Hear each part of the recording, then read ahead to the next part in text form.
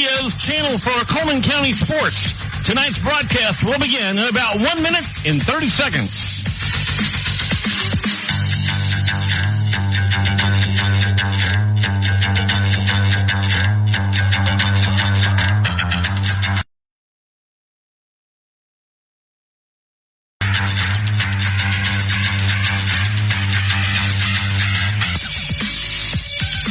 Listening to Coleman Community Radio's Coleman County Sports Channel. Tonight's broadcast will begin in about 1 minute.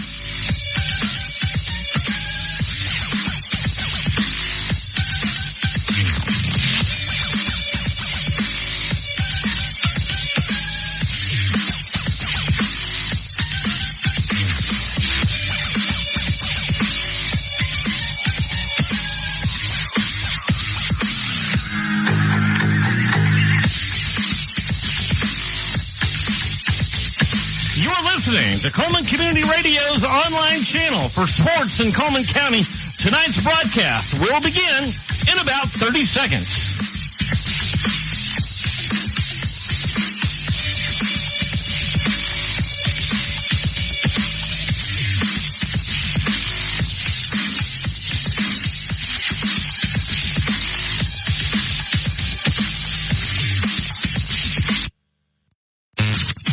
The following is an exclusive presentation of the Coleman County Sports Network, powered by Coleman Community Radio. Coleman's Live 95. 1st and 10 for the 14. Here's Jones. 10-5. Still running. He's in the end zone. Yeah. Touchdown. Raiders. Charlie O'Neal around the right side. Cuts out. 45, 50. O'Neal at midfield. High snap. They get it down. Hank Hudson blocks it.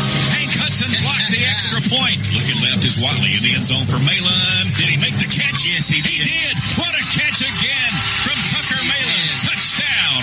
Raiders. It's 4th down and 6 Raiders. Diamond formation. Receivers either side. Here's Wiley looking downfield. Going for Cone. Nice. What a great catch by Tyler Cone at the 15-yard line. Here's Hensley.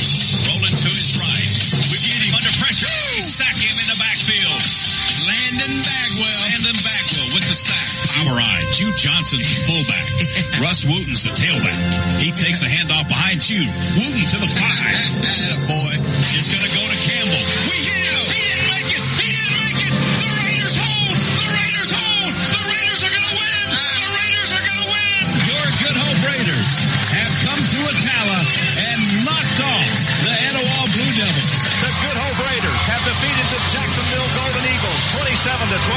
The Raiders are headed to the quarterfinals of the state playoffs. Touchdown Raiders! Touchdown Raiders! Touchdown Raiders! The Good Hope Raiders have scored as the ball game comes to an end. We don't have to snap it again. The Good Hope Raiders have defeated the Aniana Redskins. The Good Hope Raiders have come to Northside and knocked off the Northside Rams. Your Good Hope Raiders are headed to the quarterfinals of the state playoffs. This is the Good Hope Raiders Sports Network, presented by K&K Logging and powered by Coleman Community Radio. Coleman's Live 95. In a world where destiny hangs by a thread, where dreams are built and shattered on the hallowed grounds of a football field, 2 teams stand on the brink of desperation, their hopes teetering on the edge of oblivion. Tonight, we stand at a crossroads. The playoffs are within our grasp, but our backs are against the wall. We've faced adversity before, but tonight, we will rise above it. It's not about the past, but the future, and it begins right here, right now. It's not just a game. It's a fight for survival. The playoffs are our destiny, and destiny is earned, not given. Tonight, under the Friday Night Lights, they don't just play for victory. They play for their dreams. They play for the local fans who've stood with them through thick and thin, and for the promise of a chance to etch their names into the annals of football glory. Ladies and gentlemen, fasten your seatbelts, for the battle is about to begin. In the crucible of sweat and spirit, the Good Hope Raiders and the Etowah Blue Devils fight not just for a win, but for a chance to keep their playoff hopes burning bright. It's a battle of dreams versus desperation, a showdown for the ages on Friday Night Live on the Good Hope Raiders Sports Network, presented by K&K Logging. Friday Night Live is brought to you in part by Cyber Broadband, Merchants Bank, Tisha Brewer of State Farm, Josh Phillips at Impact Mortgage, Guthrie's Automotive Service, Budget Blinds, H&S Appliance, Eva Bank, Coleman Savings Bank, Paul McDonald Trucking, Coleman Electric Co-op, Coleman Appliance Repair, Adam Aker at Mitch Smith Chevrolet, Denton Seamless Gutters, Zaxby's, Rock and Roll Sushi, and my team, the Warhurst Team Realtors at Hagamore Realty Group. Hello again, everybody. I'm Tommy Warhurst. Welcome in to James W. Shable Stadium on the campus of Good Hope High School Homecoming Night 2023. And congratulations to homecoming queen, Deborah Mitchell. This is the Adam Aker pregame drive. Tonight, the Good Hope Raiders and the Etowah Blue Devils meet for just the fourth time. Etowah holds the advantage with 2 wins and 1 loss. The loss coming back in fantastic, dramatic fashion in 2021. A 1.20-19 win for the Raiders, which snapped a region winning streak for Etowah dating back 5 years. It's only week 5 of the season, but if either of these teams hope to make the playoffs, they must win tonight, period. Raiders and Blue Devils coming up here on Friday Night Live. When we come back, we'll welcome Daniel into the booth, and we'll take a closer look at the Raiders and the Blue Devils coming up here on the Good Hope Raiders Sports Network, presented by K&K Logging. K&K Logging is proud to be the title sponsor of the Good Hope Raiders Sports Network. In business for over 20 years, K&K Logging can handle all your forestry needs, from clear cutting to thinning to select hardwood logs. K&K Logging pride themselves in landowner satisfaction. A Christian-owned company, K&K Logging is quality you can depend on. Kelly Crawford is a Vulcan District Director of the Alabama Loggers Council. K&K Logging, 256-255-3693. 256-255-3693. K&K Logging, proud supporter of Good Hope Athletics. In today's world, broadband internet is an absolute necessity. Unfortunately, the large cable and phone companies only provide broadband internet where it's profitable for them. For the rest of us, there's Cyber Broadband. Providing internet service since 2004, Cyber utilizes a small radio antenna to deliver broadband where cable and DSL don't go. You can join the 21st century today with Cyber Broadband, supporting streaming, VPN access, and everything else you've been wanting to do with that slow internet connection. It's Cyber Broadband for the win. They can be found online at cyberbroadband.net or look them up on Facebook. Live 95 is brought to you in part by Merchants Bank of Alabama, a division of South Point, now with several locations across the state, but still located in the heart of Coleman County. They are a proud sponsor of Coleman Community Radio on Live 95. Merchants Bank of Alabama, a division of South Point, equal housing lender, member FDIC. Hey, Coleman drivers. Are you tired of the hassle and confusion when it comes to buying a car? Well, we've got fantastic news for you. Meet Adam Aker at Mitch Smith Chevrolet in Coleman, your go-to guy for a no-nonsense car buying experience. Hey, folks. Adam here. You know, buying a car shouldn't be stressful. That's why at Mitch Smith Chevrolet, we pride ourselves on transparency, trust, and there's never any BS at MS. That's right. Adam Aker and the Mitch Smith Chevrolet team are changing the game. I live and breathe Coleman, just like you. So when you step into our showroom, you're not just another customer, you're family. Together, we'll find the perfect vehicle to fit your needs and budget. Remember, Adam Aker, Mitch Smith Chevrolet, what's not to love?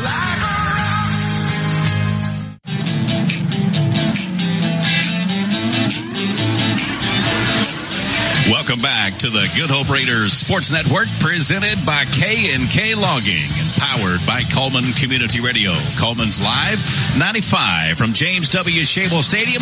I'm Tommy Warhurst. Welcome back into the Adam Aker Mitch Smith Chevrolet pregame drive. Time for me to welcome my brother Daniel into the booth. He stands to my left. Daniel, great night for football. Great night for football. Starting to, of course, I say it always feels like football weather, but it's starting to feel more like fall weather, I guess you would say. The Etowah Blue Devils coming to tonight 1-3 overall. They're 1-1 in the region. They had a close loss to Springville in week 1, 28-21. Then they lost to Fort Payne in week 2, 54-27. And they lost big last week to Fultondale, 48-7. That a surprising win by the Fultondale Wildcats by many. Their only win came in week 3 against Asheville. They won 42-13. They're averaging 25 points a game while allowing 36. Daniel, these are not quite the typical numbers we're used to seeing from an Etowah football team. Yeah, that's for sure. Etowah was a powerhouse in 5A for years, and they've been dominant since moving down to 4A 4 years ago. But they've had some turmoil this season, probably affecting the team. Matt Glover, who took over the program 2 years ago, was put on administrative leave after week 3, or during week 3, after going 0-2, and Etowah's been hush-hush on the details, other than saying assistant coach Blake Bone, who is now the acting head coach.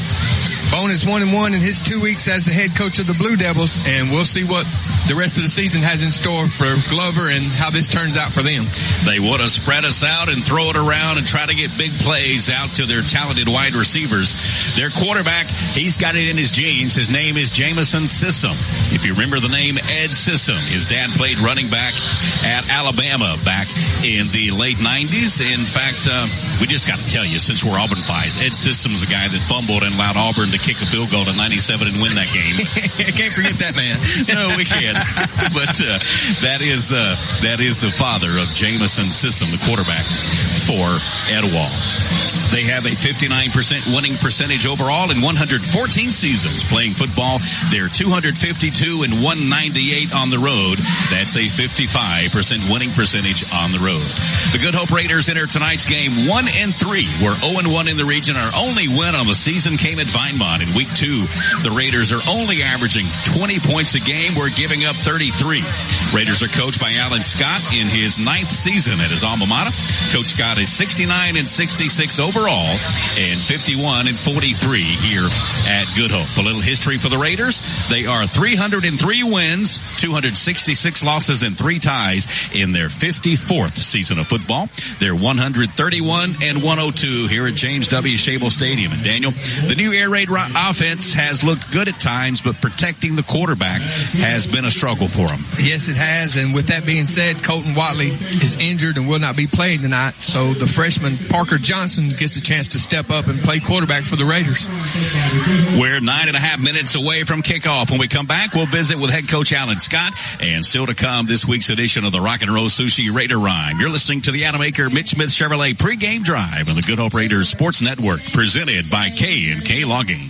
When you make the right decision, it feels good, like picking the perfect place to have dinner or choosing a good night's sleep over binge watching TV all night. It feels really good to make the right insurance decisions too. That's why State Farm agent Tisha Brewer is right here in Coleman County to help you select the right protection at the right price. Tisha will make sure you understand your State Farm coverages so you'll know what to expect if the unexpected happens. With State Farm agent Tisha Brewer, it's easy to make the right choice. I'm Tisha at Tisha Brewer State Farm. We're located behind Cook's Pest Control at 909 Fisher Street. You can reach us at 256-734-4645. When you want the real deal, like a good neighbor, State Farm is there.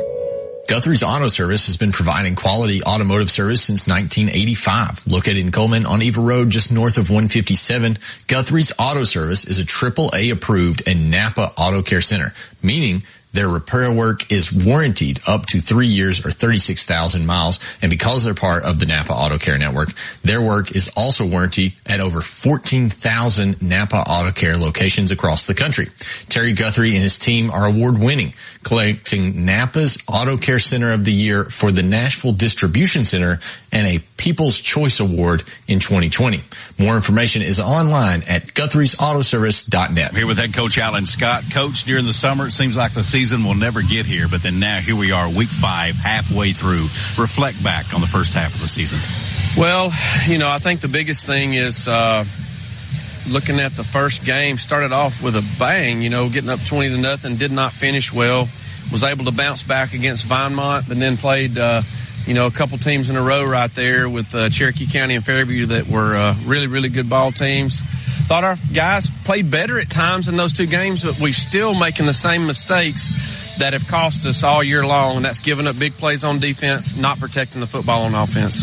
Back in region play tonight, the Etowah Blue Devils are in town. New coach for them after week 2. Talk a little bit about Etowah. Well, they've had some issues. Everybody knows statewide what's been going on kind of over there with them. But I tell you what, their head baseball coach is kind of running the show right now, and he's really popular with the kids. They've got a great quarterback in Sissom. He's all over the field. So, they've got tradition, and they've got great athletes. So I fully expect them to come here tonight and try to right the ship. We're a little bit banged up, Coach. Talk about some personnel changes tonight. Yeah, we just got to have the next guy step up.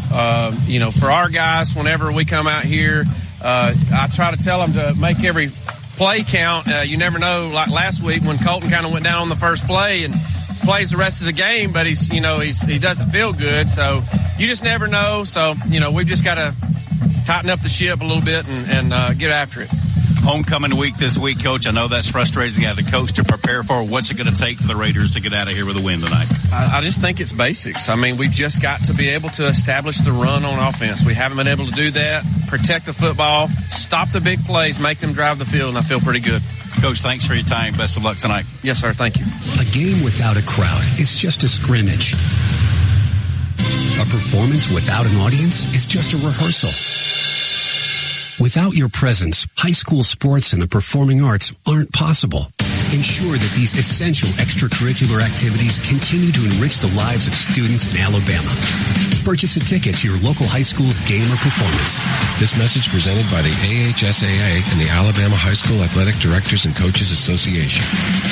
For 30 years, Budget Blinds has been the leader for beautiful window coverings. No need to travel when Budget Blinds brings the store to your door. From blinds and draperies to shutters and shades, Budget Blinds has been transforming windows all over North Alabama.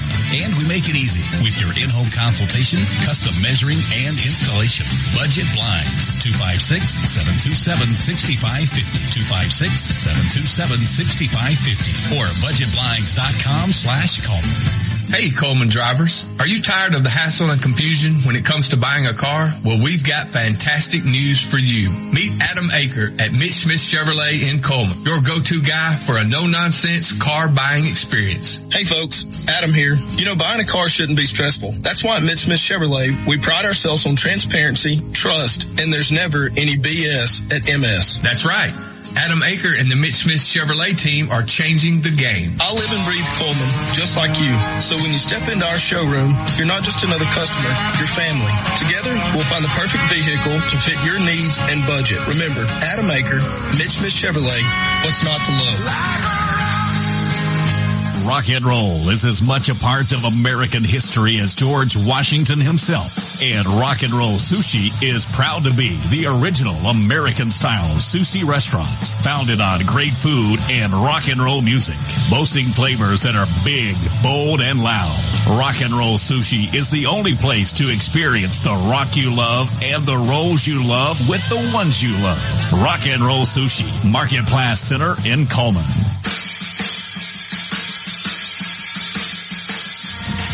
When you hear Led Zeppelin's Rock and Roll on the Good Hope Raiders Sports Network, you know it's time for the Rock and Roll Sushi Raider Rhyme. Here's Daniel. Looked like our luck had made a turn for the better. We kicked off and somehow we recovered it thanks to Zach Keller. The rest of this rhyme might be short and sweet. Giving up long runs and 3 turnovers is a recipe to get beat. We made some good plays, but only one time found the end zone. That was after a couple of great passes and a touchdown to Tyler Cone. From here on out, we've got to focus every minute and no days off. That is, if you guys want to make it to the playoffs. Playoffs? Yes, I said it. We only have one loss in the region. But we're going to have to come together like the 300 of the Roman Legion. Unselfish play and every man striving to achieve the same goal, a win. Then we get back here next week and in our minds is to do it again. One game at a time, no one's giving us a chance at all. If that don't motivate you to give it all you got, you don't need to be playing ball.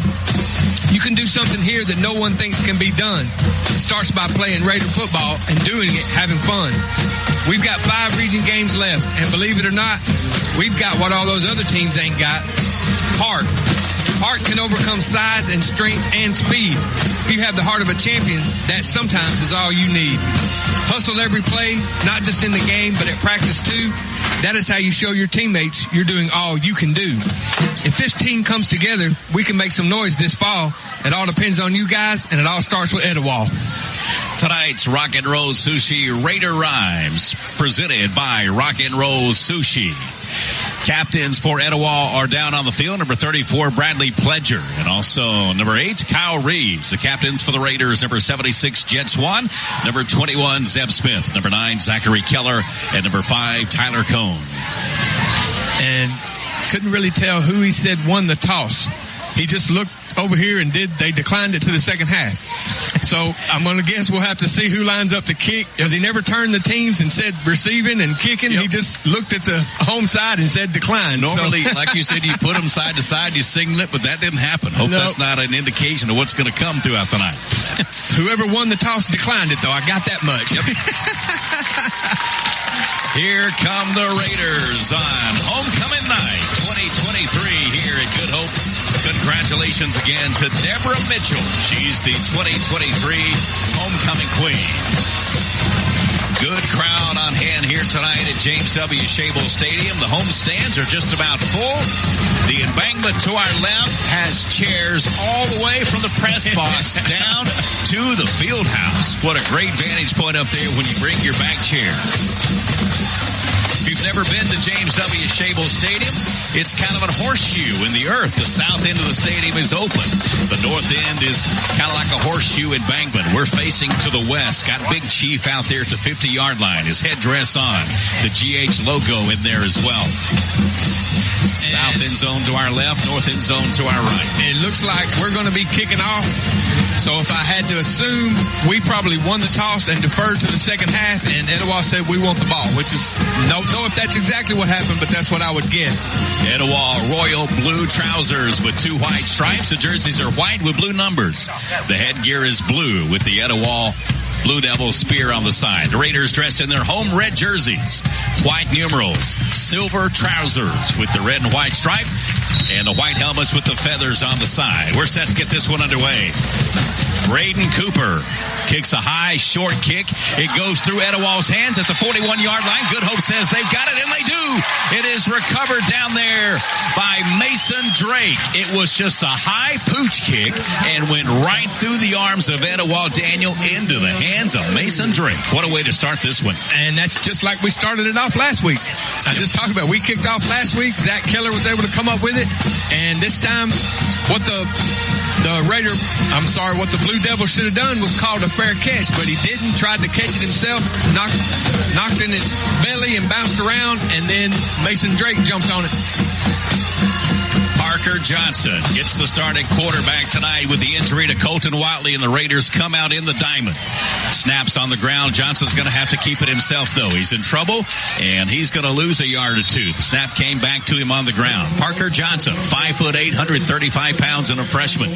Colton Watley was injured on the first play of the game last week at Fairview, but toughed it out all the way through the game last week. Earlier this week, when he told the coaching staff he just couldn't make it, they knew something was wrong with Colton Watley, as some of the coaching staff has said, the absolute toughest kid they've ever coached is Colton Watley. Yes, that's what Coach Dillashaw told us, and he said, those are his exact words. When he said he couldn't go, he knew he couldn't go. Diamond formation from the Raiders again. Receivers either side. Etowah on a 5-man front now with this running offense for the Raiders. It's Cone trying to get to the right side, can't get to the corner. No gain on the play there for the Raiders. We've been running it spread formation up to this point in the season. 4 wide receivers and a running back. Now we're back to the old Raider offense, trying to get something established on the ground with the injury to Colton Watley. Yeah, and Parker Johnson being a freshman, even coming up through junior high, the junior high team runs the same offense the varsity runs. So coming up, he's been running this diamond offense, so everything's familiar with him. It's just, hey, freshman, now come up here and start in the high school homecoming against Etowah. Against Etowah. Here you go, kid. Here's 3rd down and 14 for the Raiders now from the Etowah 42-yard line. Diamond formation again.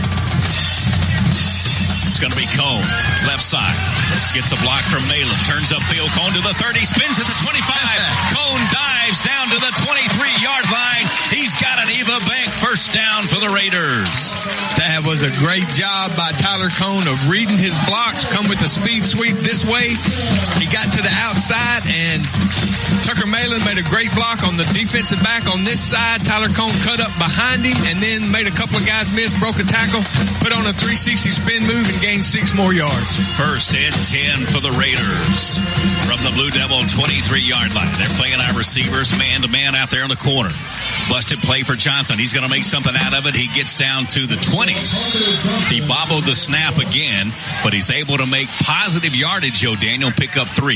Yeah, he picked up 3 yards, but that's about the 3rd or 4th snap of this ball game that's been low and away from Parker Johnson. He's got to be able to get that snap in his belly so he can execute the offensive plays and get all the fakes he's got to get in. The snap hasn't been on yet here, and he's had to do that a couple of times tonight. Second down and 7 for the Raiders from the Etowah 20-yard line. Working right to left is Good Hope. Here's Malin inside. Malin goes all the way down to the 13-yard line. He's going to be close. It looks like they're going to say his knee went down at the 15, though, and he lunged forward down to near the 13. It'll be second down and short for the Raiders now. Check that third down. Now they change the marker across the way. Ball is on the 19-yard line. It's third down and 1 for Good Hope. 14-yard line. Yes, you're right. Just underway, first quarter here from James W. Shable Stadium. Homecoming night. Hancock goes split right. Keefe split left. Man-to-man on the cornerbacks on those guys. Here's Tucker Malin up the middle. Lowers his head and gets down to the 10-yard line. He's got an Eva Bank first down for the Raiders. Yeah, just a little lead play off the left side that time. Tucker Malin got through the line of scrimmage, lowered his head, and ran into about 6 Etowah Blue Devils. But it didn't matter. At that time, he had crossed the line to gain, and it looks like it's going to be first. It's on the 10. It's got to be first and goal here from the 10. It's on this side of the line, but either way, that's 10 yards. So they've got the stick set up. We'll see. The ball is just outside the 10, barely touching it. Here's Johnson on a keeper up the middle. 5 into the end zone. Touchdown, Raiders. Oh, that's a beautiful read that time by the freshman Parker Johnson. He put it in the belly of Tyler Cone, going to the right. He read the defensive end. The defensive end widened out and went with Tyler Cone, and he just kept it and turned on the Jets, and nobody touched him, and he walks into the end zone. Welcome to high school football, young man. He reminded me of a sophomore about 3 years ago wearing number 11 the way he scooted in the end zone. You're exactly right. That's exactly what I was thinking. Remember when Tanner Malin started his first game here? Flashes of greatness there in Parker Johnson on his first run. Gets the Raiders on the board in their opening drive. A 42-yard drive for the Raiders. Snap is down on the point after. Kick is up from Cooper. It is good. Here we are. 8:07 left to go in the first quarter. The Raiders have a 7-0 lead over the Etowah Blue Devils. Back in a moment on the Good Hope Raiders Sports Network, presented by K&K Logging. There are many advantages when you bank locally with people you know. Eva Bank will get you started or restarted. Eva Bank offers many loan choices. We stay flexible and put your situation first. What matters to you matters to us. We are specialty lenders with programs for home purchases, home construction, land purchases, manufactured homes with or without land, commercial real estate, and other consumer or business loans. Eva Bank is your one-stop lender. The process is fast and easy. You can apply in person, over the phone at 256-255-2000, or you can visit us online at www.evabank.com to get started today. Eva Bank, NMLS number 414640, member FDIC, equal housing lender.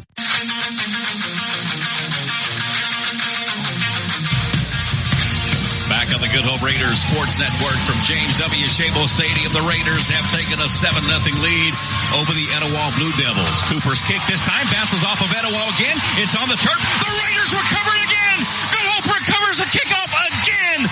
Callahan Lindsay is the man coming up with the football. What about that, Daniel? Yeah, well, the Blue Devil football player did exactly what I said they should have done last time. He called for a fair catch.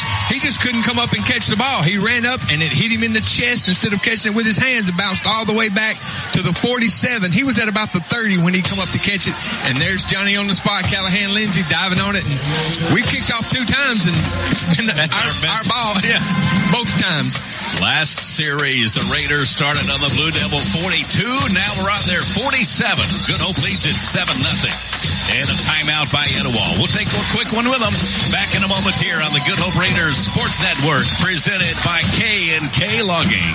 Coleman Electric Cooperative's mission is to make life better in the communities we serve. That starts by providing reliable, affordable electricity, while our Sprout Fiber Internet service delivers blazing fast broadband internet to homes, schools, and businesses. Coleman Electric Cooperative is a proud supporter of student athletes, cheerleaders, and band members who work hard every day to make their families and community proud. Coleman Electric Cooperative and Sprout Fiber Internet, powerful connections, brighter future.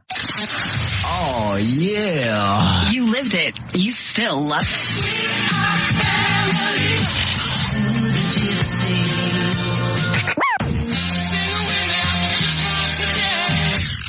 Boombox. Online and on our app.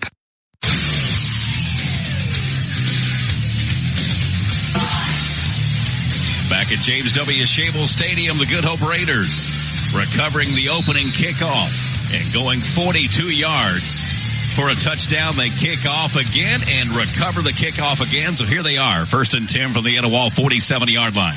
Diamond formation. It's Cone again, running straight ahead down to the 45. A gain of about 2 for Cone. Yeah, just a little lead play off the right guard that time. Gave it to Cone underneath. He picked up a couple of yards. And I'm noticing out here on both of our split wide receivers, they're playing those guys man up. I mean, not even a foot off the receiver. The normal defense for Etowah has been a 4-3, but with the Raiders going to the diamond now, they're stacking everybody in the box. The DBs on the outside are playing man-to-man. As Daniel said, they're up in their grill about 2 feet off of them at the line of scrimmage. And he's offsides down here. Here's Tucker Malin right side. He gets down to the 40-yard line. A gain of 5 for Malin and the Raiders. And that was just a lead play off the right side. Tucker Malin was the left back beside Parker Johnson. And he goes underneath. Johnson hands it off to him. He follows the right tackle. Picked up about 3 or 4. Poor Parker Johnson's going to be wore out, too. He runs to the sideline to get the play every time. From Coach Witcher. The one thing about the diamond running offense, too, it keeps the clock grinding, too, keeps the Etowah offense off the field. That's exactly right. Raiders lead this one 7-0 with 6:45 left to go in the opening quarter. Diamond formation again. Keith to the near side. And Hancock to the far side. Raiders working right to left. Here's Tucker Malin. Straight ahead, lowers his head. And if he gets the 38, he'll have a first down. And this official on this side a little bit short has the 38. And the one on the far side had the 39. They marked it at the 38.5. Go figure.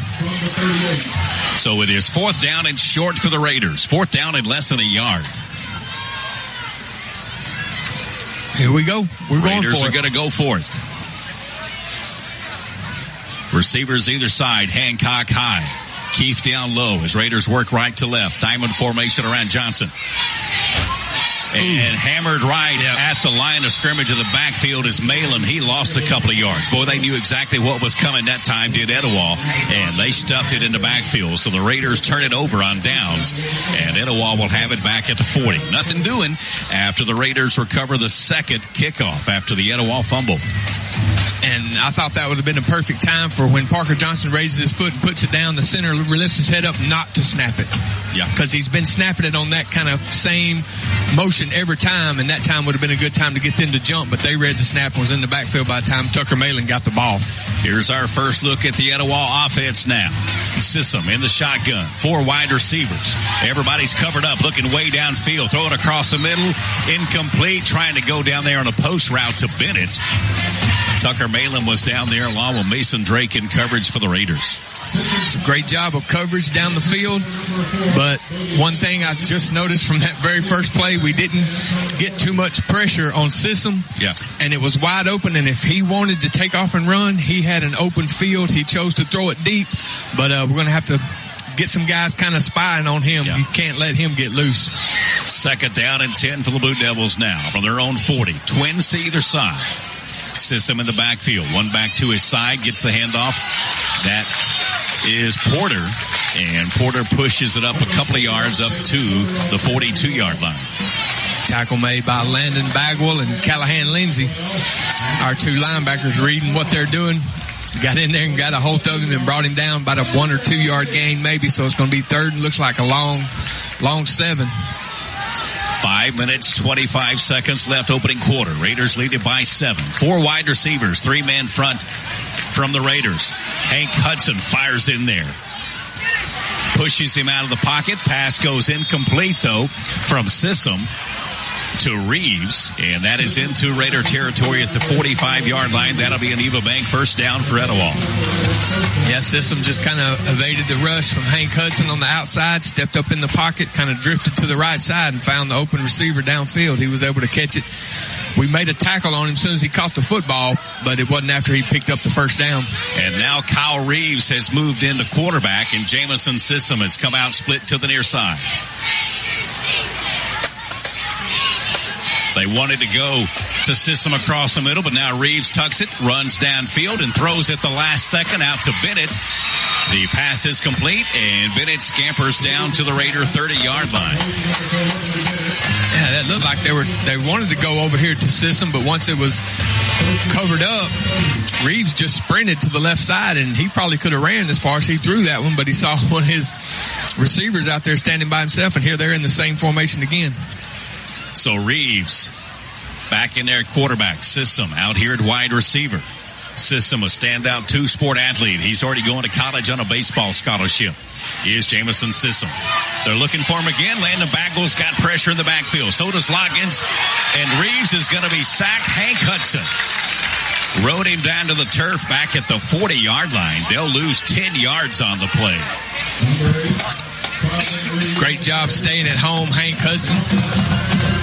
Reeves was trying to roll that way, and Hudson, instead of just running straight at him and diving and missing, he kind of stayed at home and didn't let Reeves get outside of him. And then once he got close enough to him, he went in and made the tackle. That's a great play on the outside by Hank Hudson. So we're 2nd down and 20 now for Etowah. They're back at the Good Hope 40-yard line.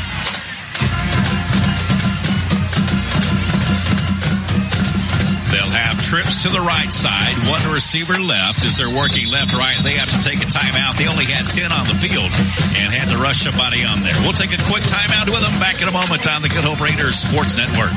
In the game of mortgages, experience matters. Meet Josh Phillips, a veteran with over 13 years in the mortgage industry. As a leader in the local mortgage community, Josh is more than just a lender. He's a partner who believes in making an impact. At Impact Mortgage Group, they're not just making mortgages. They're making a positive impact on borrowers and our community. You can experience the difference too with Josh Phillips at Impact Mortgage Group. I'm Josh Phillips of Impact Mortgage Group. You can reach me at 256-338-2920, and I'll show you how my experience can help impact your next home purchase. In MLS number 338177.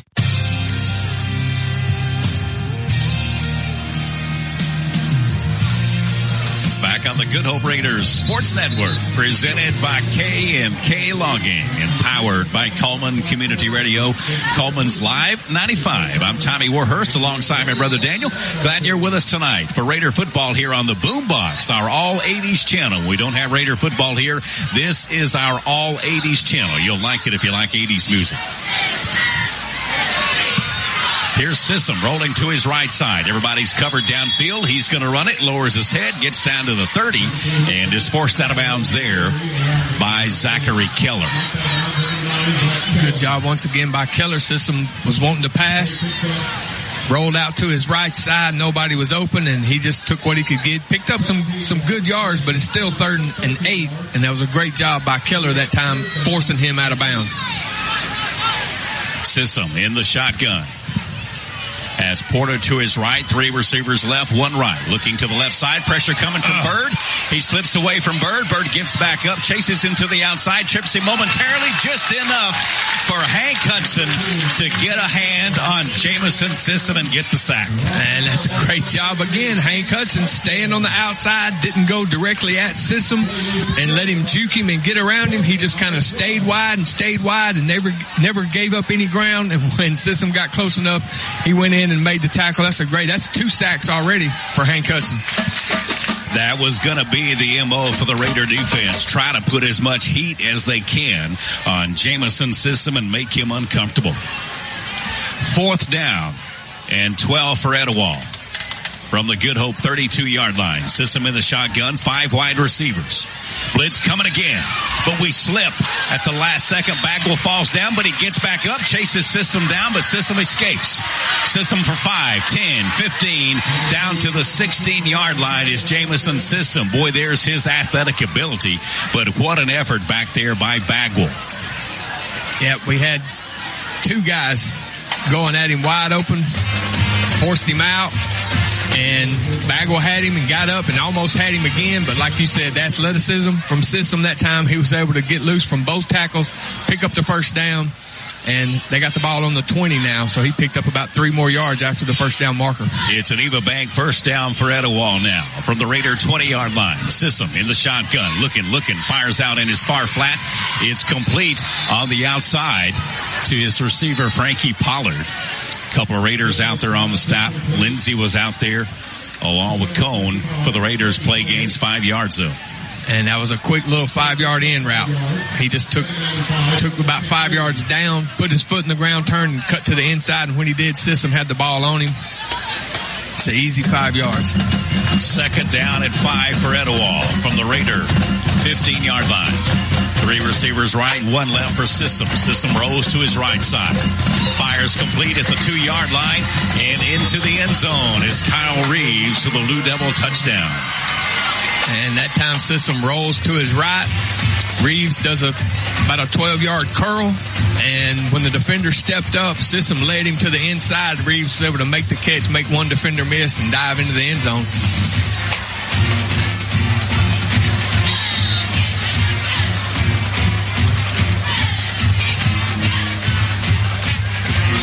Mostella on for the point after for Etowah. It looked like it was going left, and it did go left. It is no good. With 1:33 left to go in the first. Good Hope 7, Etowah 6. Back in a moment on the Good Hope Raiders Sports Network. Are you ready to make your next move in Coleman? Hi, I'm Tommy. And I'm Angela. We're not just realtors, we're a family dedicated to helping yours. We're not just about buying or selling property. We're about building connections within our community. From local schools to charity events, we're active because we care about Coleman. When you use us, you're not just getting one realtor, you're getting a team working around the clock for you. With our experience and expertise, we'll guide you through every step of the process. We're the Warhurst Team Realtors at Hagamore Realty Group. We make it happen, you make it home.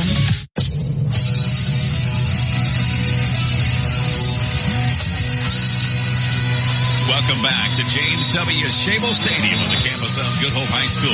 Homecoming night 2023 at Good Hope, and congratulations to Deborah Mitchell. She's the homecoming queen here. Good Hope homecoming night. Great crowd on hand. Glad you're with us here on the Good Hope Raiders Sports Network. I'm Tommy Warhurst alongside my brother Daniel. The Raiders have a 7-6 lead over Etowah. Big region game for both teams tonight. If they want to keep any kind of playoff hopes alive, they need to win tonight.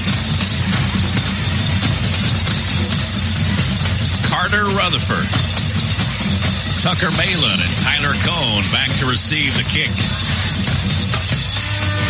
From Mostella, it's going to be Malin from the 12, 15, 20, 25, 30, 35, runs over a Blue Devil at the 40, and up to the 43-yard line is Tucker Malin, and there's a flag on the play. And the flag came in, it looked like on the tackle, but we'll have to see what this call is because I have no idea. But Tucker Malin got that come up the sidelines, and when somebody come in, he just lowered his shoulder and ran over him.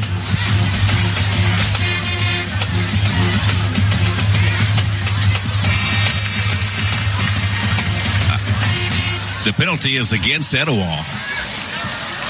Is that a legal participation? Hard to say. Not just like with the opening coin toss, not a lot of identification on the call, so our apologies. Okay, now I think he's signaled to his head. Is that not targeting? You're probably right. That is targeting. Okay. He did. Most of the time they do one fist to the helmet or to the head. He did two of them, right. So that's why I was thinking illegal participation, because that's both hands behind your head. But they moved it 15 yards. It'll be our ball on the 43. We've had great field position tonight. So does that mean that the Etowah defender Kyle Reeves is ejected? I don't know if that's a high school rule or not. I've never seen a targeting call in high school football to know, folks. Our apology. 1st and 10 for the Raiders now from the Etowah 43. We've been in their territory on every possession tonight. Here's Cone right side, 40. Cone spinning down to the 35-yard line, 8 yards on the carry for Tyler Cone. And that's just like, might as well call that a student body right, because Cone's the left back beside Parker Johnson. He takes the snap, hands it to Tyler. He's running to the right side. He's got 2 lead blockers going that way. The whole line pulls that way. Picks up about 6 or 7 yards, and that's just a sweep. Old school sweep. Raiders lead at 7-6, under a minute to go here, first quarter. Raiders have it 2nd down and 3 from the Etowah 37-yard line. Diamond formation around Parker Johnson, the quarterback. Twins to the left side. Inside to Malin. Malin's just going to fight his way down to the 33, to the 32. He'll have an Eva Bank first down. Will Tucker Malin. And Tucker Malin got hit about the first down yardstick by 3 Blue Devils, and he wasn't going to the ground. He kept fighting. A couple more Blue Devils come in and hit him, and he kept fighting, and he ended up falling forward for the first down. And the Raiders are going to let the first quarter expire, and they'll have a 7-6 lead over the Etowah Blue Devils. The second quarter is next when Raider football continues here on the Good Hope Raiders Sports Network, presented by K&K Logging. K&K Logging is proud to be the title sponsor of the Good Hope Raiders Sports Network. In business for over 20 years, K&K Logging can handle all your forestry needs, from clear cutting to thinning to select hardwood logs. K&K Logging pride themselves in landowner satisfaction. A Christian-owned company, K&K Logging is quality you can depend on. Kelly Crawford is a Vulcan District Director of the Alabama Loggers Council. K&K Logging, 256-255-3693. 256-255-3693. K&K Logging, proud supporter of Good Hope Athletics. In today's world, broadband internet is an absolute necessity. Unfortunately, the large cable and phone companies only provide broadband internet where it's profitable for them. For the rest of us, there's Cyber Broadband. Providing internet service since 2004, Cyber utilizes a small radio antenna to deliver broadband where cable and DSL don't go. You can join the 21st century today with Cyber Broadband, supporting streaming, VPN access, and everything else you've been wanting to do with that slow internet connection. It's Cyber Broadband for the win. They can be found online at cyberbroadband.net or look them up on Facebook.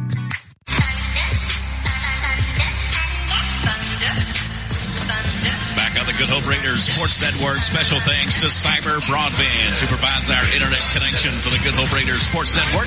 Cyber takes you places where cable and DSL don't go, like football stadiums. You can learn more about Cyber Broadband on their Facebook page, or you can call Cyber at 734-1077. 1st and 10 for the Raiders now from the Etowah 32-yard line. Diamond formation. Cone on the carry this time, stopped in the backfield. Shooting through there quickly was Kason Nelms of Etowah. Play to lose 5 yards. Yeah, he got a good jump on the snap count that time, because as soon as Tyler Cone was handed the ball, he was all over him around the waist, grabbed him and just pulled him down. So I think we got to change that up just a little bit. You know, maybe when he raises his foot and sets it down the center, take a count or two, 1 or 2, then snap it. But he's been going on that same pace, and it's easy to jump. Braden Kofer in there at center for the Raiders. It's been Guillermo a lot of the way, but Kofer's been there the last few weeks. Here's Malin on the inside handoff, nowhere to go. They wrap him up and ride him down to the turf. Maybe they're only going to make him lose a couple. He could have lost 5. And Raiders are going backwards here. Yeah, that's 2 plays in a row. We try to run out of that diamond, the little lead play. One to the right, one to the left. And like I said, they're just getting off the ball, and they're in the backfield by the time we hand it off.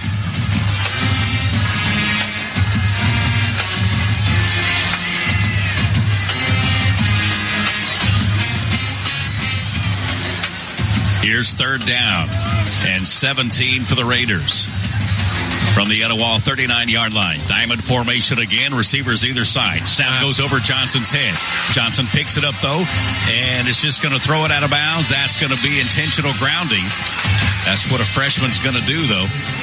Yeah, no. He was in trouble. The ball didn't go across. Oh, they're just going to say incomplete pass. Well, yeah. I think we got away with one there. Well, Tyler Cohn was down here about the 42 on the other side, and so when Parker threw it, it hit about the 46 or 47, so I saw the official on this side pointing to Tyler Cohn saying he was, there was a receiver in the area. So Johnson just trying to get that one out of his grasp, not to take a sack, and luckily Cohn was there. Just an incomplete pass. So now Cohn's going to drop back in punt formation for the Raiders. Kalen Smith back to receive for Etowah, standing at his own 7-yard line. High snap. Cohn has to go in the air to get it. Runs to his right and kicks it, and it goes out of bounds. I think they're going to mark it out of bounds near the 20-yard line. High snap. Cohn had to leap into the air to catch it. And then when he did, pressure was coming from his left. He ran to his right, put a foot to it, and got it down to, they're going to say all the way down to the 12-yard line. Okay. We'll take that. Yep. Great job just to catch that punt. Tyler Cohn went up high, grabbed a hold of it, and then, I don't know, if it wouldn't have been 4th down and 36, he could have run for a first down. Yeah, but we were so far behind the sticks, he just got in the clear and put a foot to it. Great job by Tyler Cohn. So here's 1st and 10 for Etowah now. From their own 12-yard line. Raiders lead it 7-6. 10 minutes left to go, first quarter. Pass across the middle, incomplete. They're going to get pass interference on the Raiders. Pass was intended for Eric Teal. Raiders had tight coverage on it, and they're going to be flagged with a pass interference. Yeah, they're going to say they grabbed him. He ran a post pattern, and the quarterback put it on him quick. And they're going to say we grabbed a hold of him, took down one of the officials. He should have used him as a pick. That's what you do as a wide receiver when you're running across the middle. You find the umpire and you run close to him as you can. That is the call. Pass interference against Good Hope. It'll be a first down for the Blue Devils. 10:15 left to go here in the first half. The Raiders have a 7-6 lead. Area football here tonight at James W. Shable Stadium. We got 3 other games on the Coleman Community Radio family of stations tonight, too. We have Susan Moore, Vinemont there. We got Fairview, West Point, and Hansville, Cherokee County. We'll check in on the scores there of those coming up on the Zaxby's halftime show. Pass on the outside is complete to Bennett. Reeves back in there at quarterback again for Etowah. They've shifted Sissom out to a receiver. Perhaps because the few sacks we got in on him early, they want to put him out there, maybe use him as a weapon on the outside, Daniel, or just try to keep him out of the action. Yeah, and they're probably trying to get him the ball any way they can outside of the pocket. Inside handoff this time to Porter. Porter gets across the 40 and can't get out of the grasp of Hudson there. And also on the stop for the Raiders is Asa Williams. It is good enough, though, for an Eva Bank first down for Etowah. They'll push it right out to their own 41-yard line. And they're kind of going with a little hurry up. They get right back up to the line of scrimmage, get the play from the sideline, and here they go. Reeves going to roll to his left side. Looking out in the flat. Fires complete on the outside to Bennett. Bennett slides down right about midfield. That'll be a 10-yard gain. They'll be about a yard shy of the first down marker. Yeah, it'll be 2nd and 1. And just a quick little stop route. He went about 8 yards and turned around. And Reeves rolling this away. Saw him, got it on him. And here they are again, about to run another play. Two receivers to the near side, system to the far side as they work right to left. Reeves throws a slant route complete to Bennett. Bennett breaks a tackle, 35-30, 25-20, 15, 10-5. He's in the end zone for the Etowah touchdown. 51 yards on the pitch and catch from Reeves to Bennett and the Blue Devil touchdown. Yeah, they had two receivers on this side, and I thought they were confused because both receivers ran slant routes. I mean, right behind each other, and the ball got to Bennett as he was the nearest receiver to the sideline. He was on the outside. It got to him, and that created a perfect block on the cornerback. Once he caught it, the other receiver made the block on the outside, and he just took it to the house. Wow. Etowah came out in a 2-point attempt formation, so the Raiders take a quick timeout to think about defense on the 2-point play for Etowah. We're trying something different this year at Coleman's Live 95. We're making a lot of our talk shows and our sports broadcasts available in podcast form. So if you'd like to go back and listen to our talk shows or our ball games after the fact, the easy way to access our feed is to go to our website at live95coleman.com. Go to On Demand, and links to subscribe via your favorite podcast platform are all right there. I mentioned we have several games on tonight. We are on the Boombox, which is our all 80s channel. Channel 2 on the app, on the FM tonight, and on the on-air channel on the app is Susan Moore and Vinemont. Also on Channel 3 tonight is Fairview and West Point, and on the Quattro, we call it Channel 4, the 50s and 60s channel. The jukebox is Hanceville and Cherokee County. Last check, Cherokee County was up 7-0 over Hanceville there. We'll check scores coming up here on the Zaxby's halftime show in about 9 minutes and 41 seconds of game time. Probably 20 minutes of actual time. Yeah. 4th and goal, they're saying, for Etowah. Fires in the end zone to System, complete. Reeves to System for the 2-point play. It wasn't 4th down, it was a 2-point play, but they had 4th down over there, but they had just scored. I should remember that, but there's too many grays that made me think it was 4th down. Yeah, so. But they come up with the 2-point play, and that was an easy pitch and catch. They had lined up System, who was the starting quarterback, their athlete, on the outside. Reeves took the snap and just threw about a 5-yard square out right to System.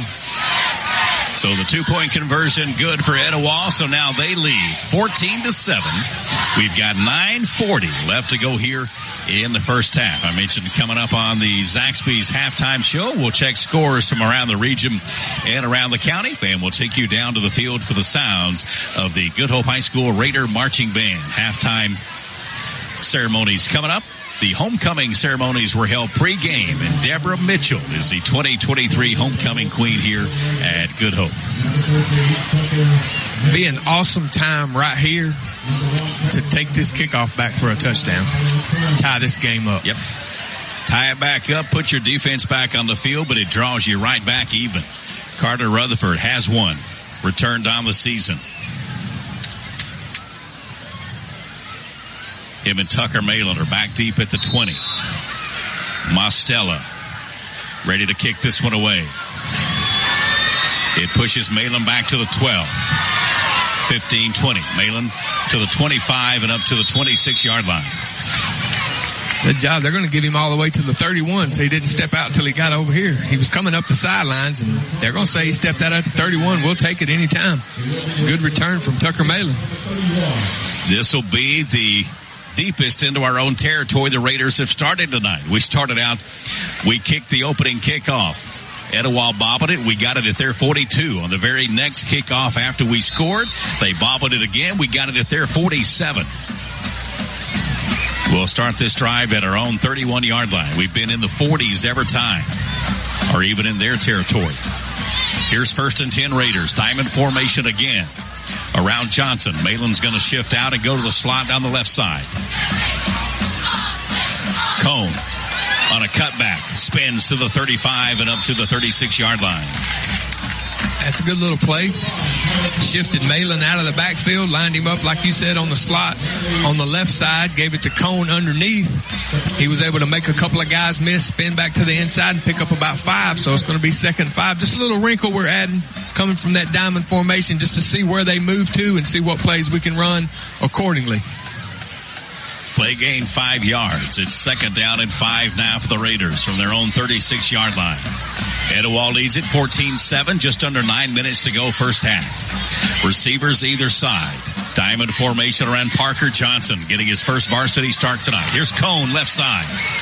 And cannot break a tackle at the 40. He had some blockers out in front of him. But, boy, the defensive back out there closed in quick. Yes, it's Zayden Knight, and out there all on an island, able to tackle Tyler Cone. But he picks up 4 yards. It'll be 3rd and 1. Yeah, it picked up 4 yards, but it looked like we were going to have a big play. We had two lead blockers going out that way, and like you said, just a great play from the defensive back on that side. He just said, hey, I'll split you two guys and go in and make the tackle. So here's 3rd and 1 for the Raiders. They'll send a slot to the near side. They're working left to right. Diamond formation around Parker Johnson, the freshman quarterback tonight with the injury to Watley. It's Malin hit in the backfield. He's going to go down. He'll lose a yard. Looked like the same thing we tried on the other 4th down play, and Etowah knew exactly what was coming at him. Yeah, they hit him in the backfield as soon as he got the ball. I mean, it's hard to break 3 tackles 2 yards behind the line of scrimmage.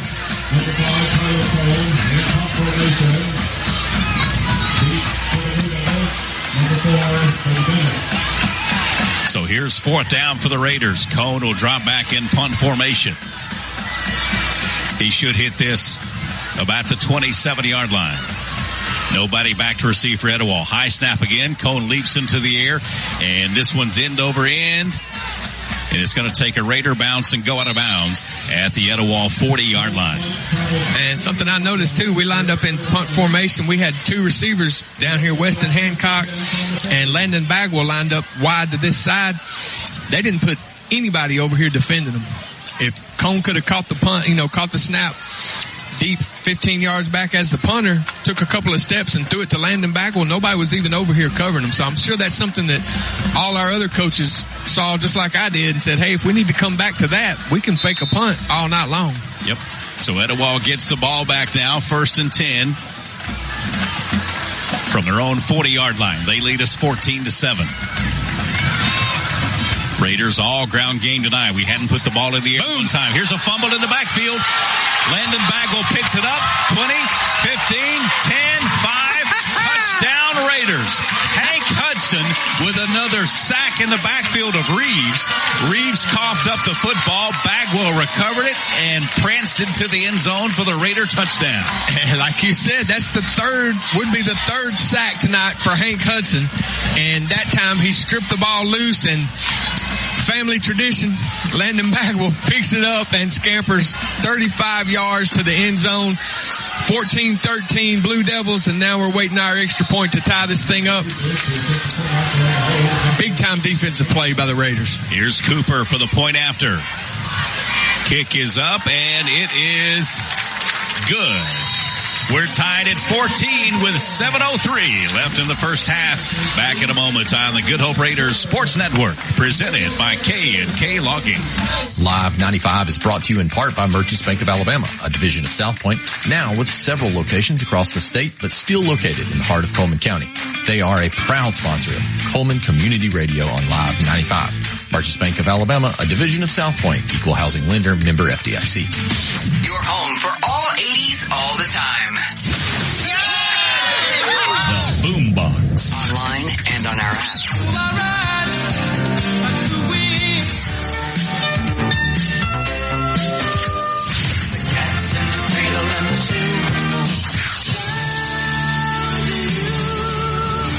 Coleman's only 80s station.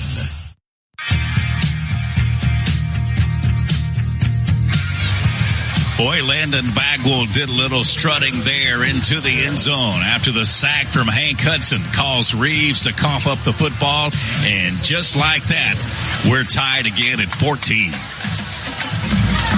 And once again, this has been one of our best offensive plays of the night, the kickoff. We've done it twice, and we've got it both times, so. Here's Cooper. The southpaw punches this one. Etowah calls for a fair catch at the 33. They secure the football that time, so that's where they'll have it at their own 33-yard line.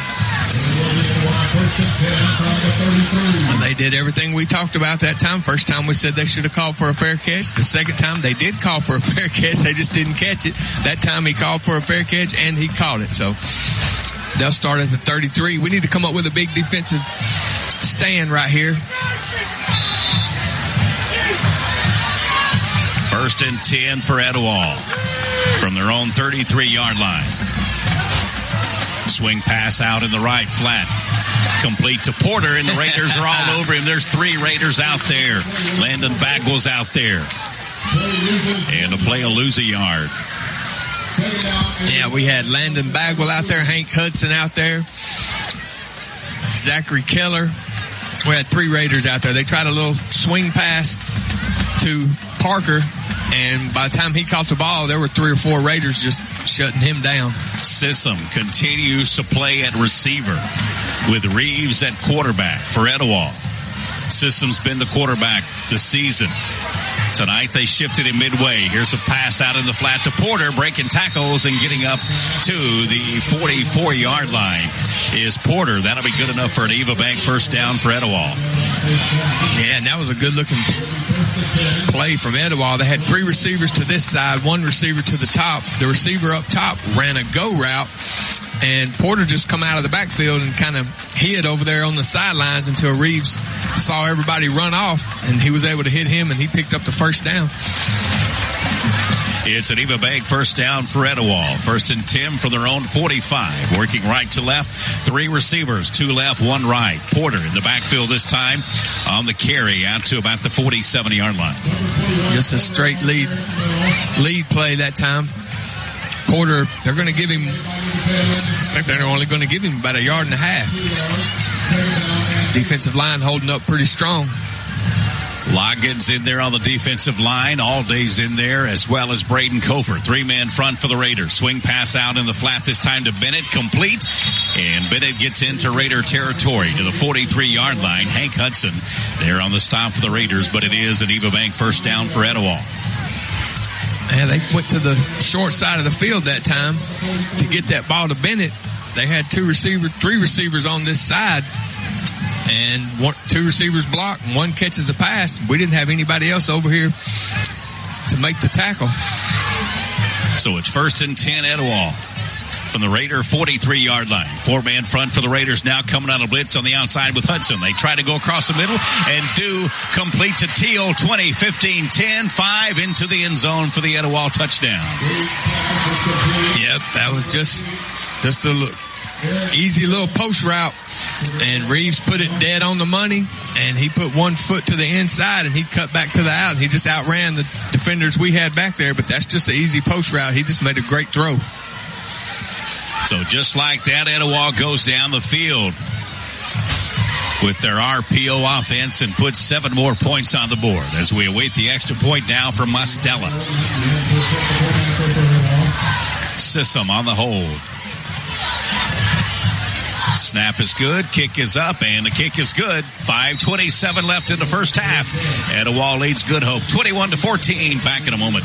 When you make the right decision, it feels good, like picking the perfect place to have dinner or choosing a good night's sleep over binge watching TV all night. It feels really good to make the right insurance decisions too. That's why State Farm agent Tisha Brewer is right here in Coleman County to help you select the right protection at the right price. Tisha will make sure you understand your State Farm coverages so you'll know what to expect if the unexpected happens. With State Farm agent Tisha Brewer, it's easy to make the right choice. I'm Tisha at Tisha Brewer State Farm. We're located behind Cook's Pest Control at 909 Fisher Street. You can reach us at 256-734-4645. When you want the real deal, like a good neighbor, State Farm is there.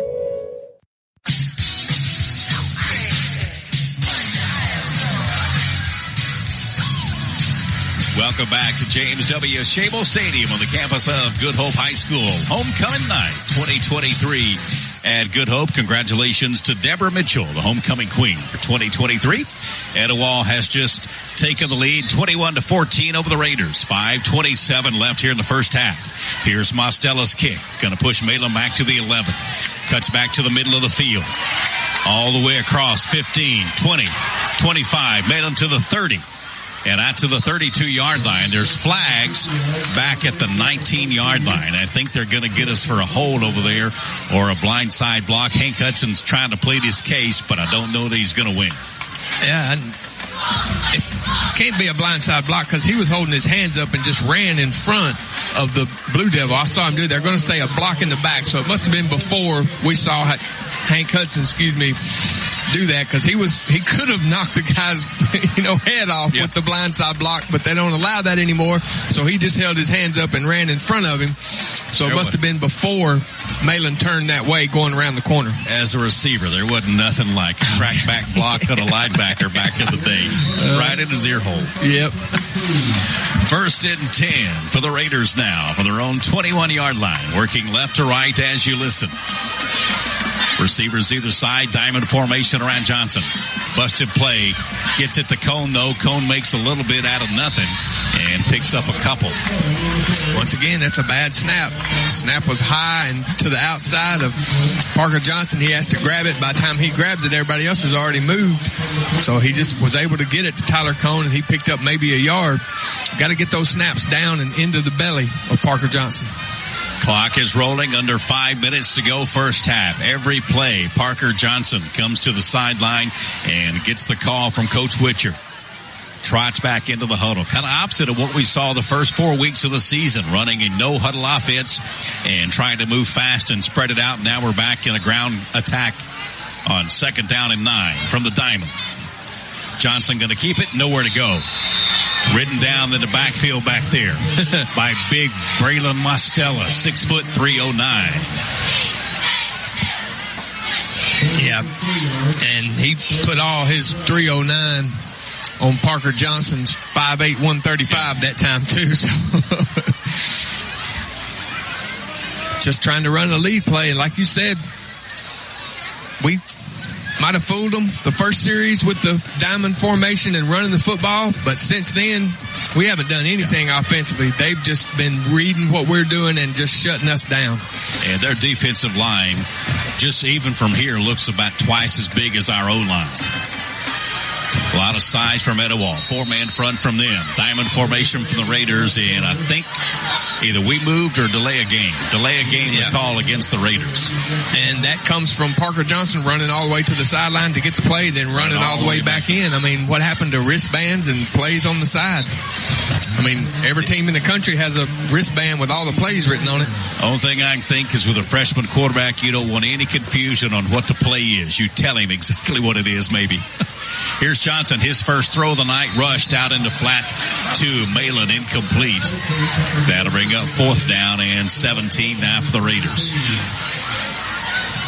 And we're going to be punting from the goal line.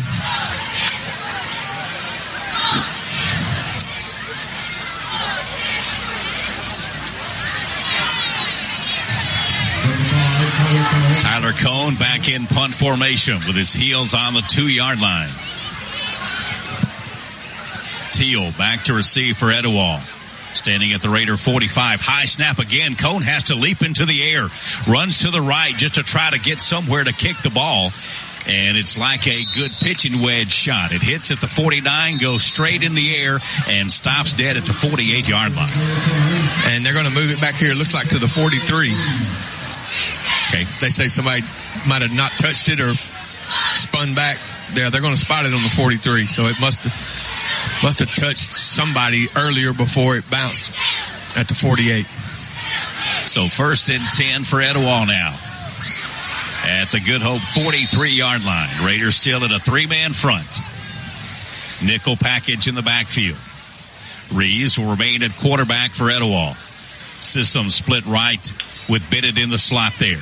They give it on the left side to Porter. He gets around Loggins, but he can't get away from Tyler Bird. Good closing speed in there from Tyler Bird at his defensive back spot, only allowing Porter to gain 1 yard. Yeah, that's a great read. See what the quarterback's doing. He finally made the give to Porter that time, and Tyler Bird just closed on the outside real quick. Like you said, he read the play and closed on him at the sidelines, and yeah, they only gave him a yard. 3 minutes, 14 seconds left to go first half. Etowah leads Good Hope 21-14. Second down and 8 for the Blue Devils. Reeves wants to throw, looking downfield. Under pressure, fires incomplete. Good coverage by Carter Rutherford over there on Bennett. And great pressure in the backfield again from Bird. Boy, we're keeping the heat on these Etowah quarterbacks. Yeah, and he was about a half a step away from that probably being another sack fumble because Tyler Bird was closing in on Reeves, and he barely got it away. When he brought the ball back in his right hand, Tyler Bird was right on him, and now they've moved Sissom back to quarterback. So Jamison Sissom, the junior, back at quarterback for Etowah. He'll have trips right, one receiver left. Sissom, he's in trouble. Flushed out of the pocket, still dancing. Now he's going to run. In the open field to the right, 40. Breaking a tackle, 35. And Zachary Keller makes the stop at the 32-yard line. That will be good enough for an Eva Bank first down. Boy, Sissom can really scoot. He can really scoot, and we had 3 or 4 guys going after him.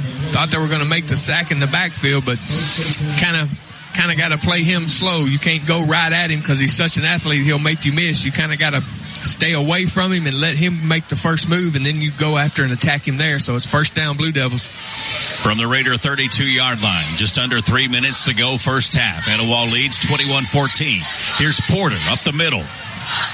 Bagwell's got him wrapped up at the 30, and he'll go down there. He'll gain 2 yards on the carry, does Porter for Etowah. Just a lead play off the left side. I got Sissom back at quarterback, and he just hands it off to Porter. On the left side, we were able to stop him for only a couple yard gain. But they're catching us a little off guard, too, moving Sissom in and out from quarterback to wide receiver. They say the play actually gained 4 yards. So it's 2nd and 6 now for Etowah. From the Raider 28-yard line. Sissom across the middle. Pass is complete. In there to Knight. That's going to be close to the first down marker. Lindsay on the stop for the Raiders along with Hudson. And they're going to say that's third and a couple of inches. It'll be third and really close. Third down and very short for Etowah. From the Raider 22-yard line. 3 receivers for Etowah. 2 to the near side, 1 to the top. They fire it to Bennett. It's low, incomplete. So it'll be 4th down and really short now for Etowah.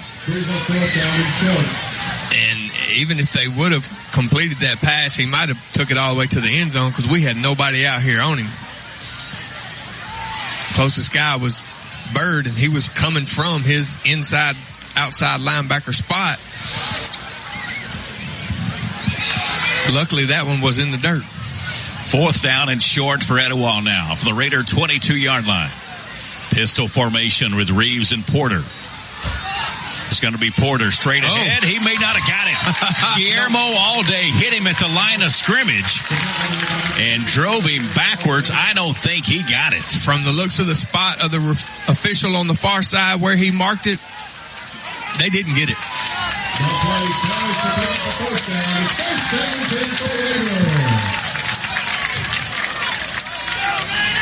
We stopped them.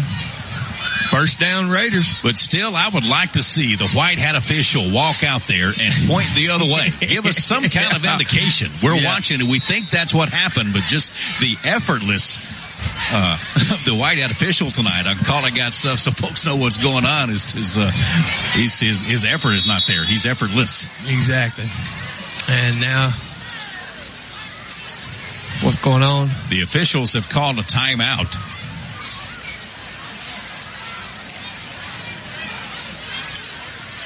The side judges and the back judge called a timeout, and they're going to talk to the head referee.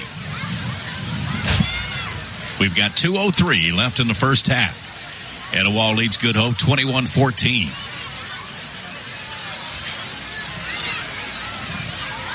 Don't know what the conversation was about between the officials, but now they're back on the far sideline. He explained that to Coach Bone for Etowah. 1st and 10 Raiders. They started in the diamond. Now they broke out to twins either side. Johnson in the shotgun. Fakes it. to Cone. Now goes to Hudson right side. Nowhere to go. Raiders are going to go backwards about 5 yards as Hudson couldn't make the corner and he's hurt. Hank Hudson looks like he's in pain down on the field. Both Shirees headed out to check on Hank Hudson. Yeah, we tried to, like you said, we motioned out of the diamond formation. Had twins to either side and a wing on the left was Hudson. Tried to run him on a sweep going back to the near side of the field, and he just couldn't get the corner. Hudson gets up and walks off on his own power. He's kind of nursing his left shoulder. Bo Shiree's going to check him out on the sideline. Clock rolling now. 1.5 minutes left to go first half. 21-14. Etowah with the lead.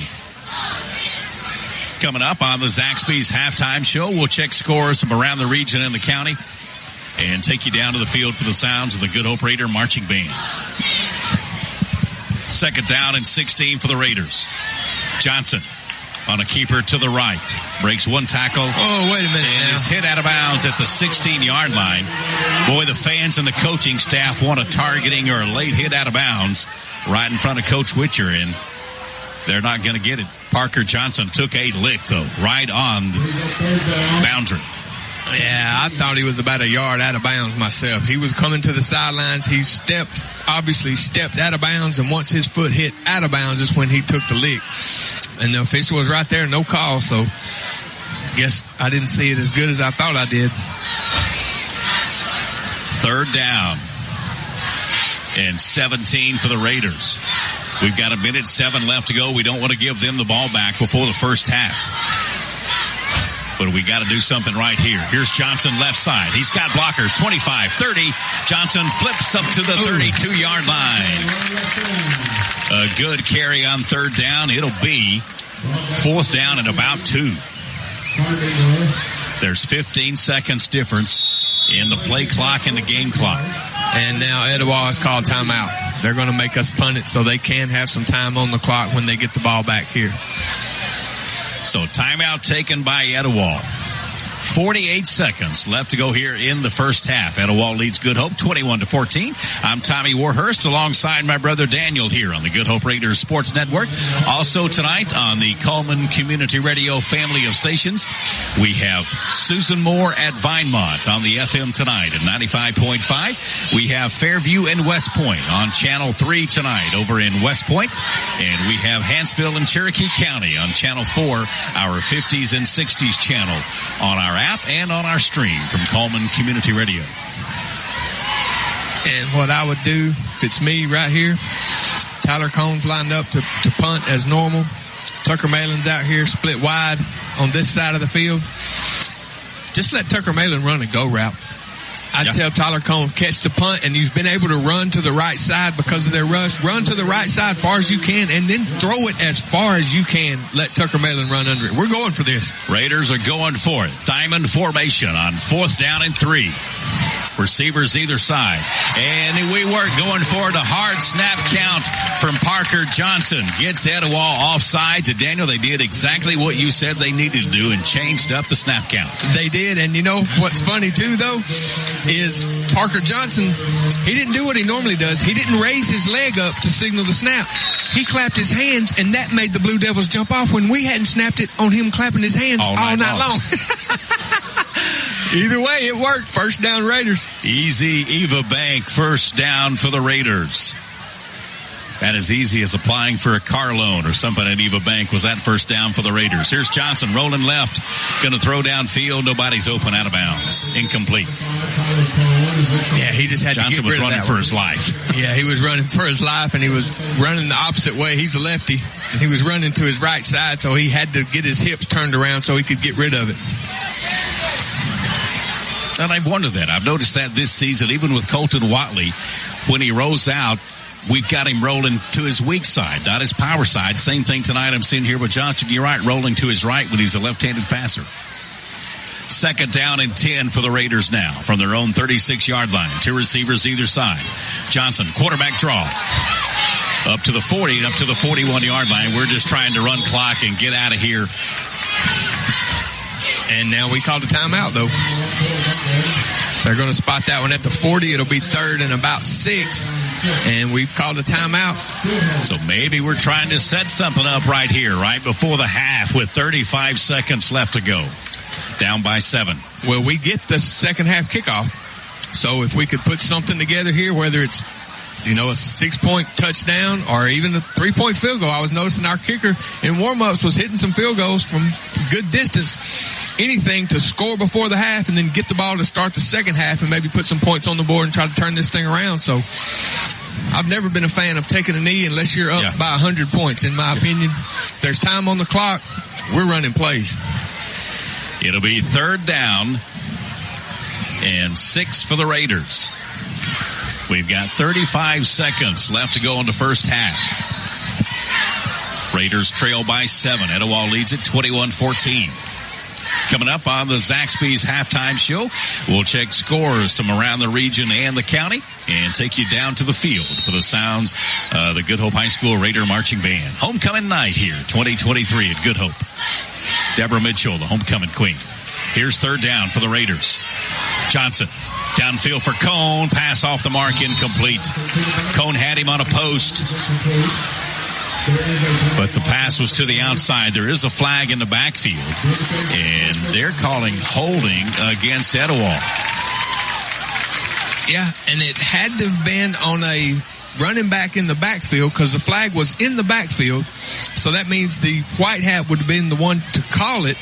Well, now they're moving the ball from the line of scrimmage all the way to the other 45. So it was a 10-yard penalty, but they must have tried to grab one of our running backs out of the backfield and tackled him, and that was the play call. It looks like Mason Drake was beside Parker Johnson. That's probably what it was. They tackled him, which is still holding any way you want to look at it. Well, he only took 5 seconds. We got 30 seconds left in the first half, and another Eva Bank first down for the Raiders. Twins either side. High snap to Johnson. He leaps up there, gets it down, flings it downfield for Cone. Diving, incomplete. Cone stretched out with all he had trying to make the catch. There is a flag back at the 29-yard line. Tyler Cone said he was being held on his route. We'll see what the officials say. And it looks like it's going to be pass interference against the Etowah Blue Devils. So that'll be 10 more yards. Ball's going to be on the 30. Raiders can put some points on the board here before the end of the first half. The Raiders will get the second half kickoff. 25 seconds left to go now, first half. 1st and 10 Raiders from the Etowah 30. Back in the diamond formation of the Raiders. Receivers either side. Johnson looking to throw. Trying to go to Cone out of the backfield. Complete at the 15. And another penalty flag at the 17-yard line. The pass is complete to Cone at the 15-yard line. That'll be an Eva Bank first down if it stands. There's a penalty flag on the play. I don't know if they're going to call offensive interference or defensive. Well, they were grabbing Tyler Cone the whole time. He was trying to fight to get open. And it was pass interference against Etowah, and we've declined it. We'll take the play, which puts it down at, like you said, the 17-yard line. 18 seconds left to go. First half, Raiders down by 7, 21-14 to Etowah.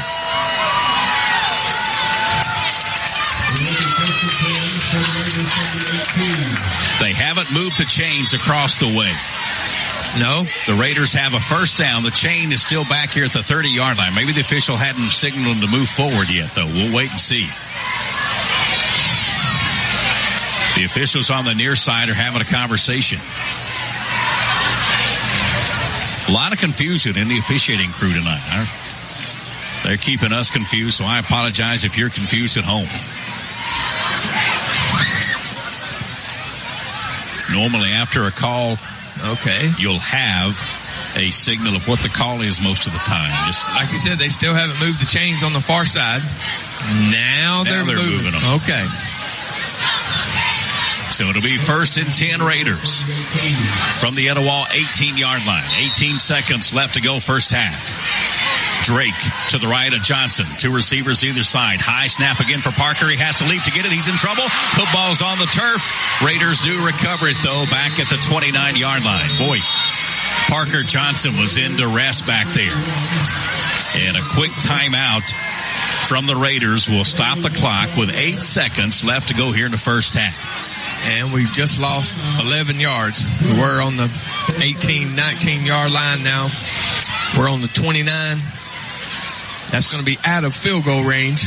But sets up a longer, dramatic touchdown to end the first half, don't it? Exactly right. Shades of Good Hope. Hamilton, years ago, when Hancock scored the end the first half of that game for a Raider touchdown, and at the end of the game, 10 seconds left to go.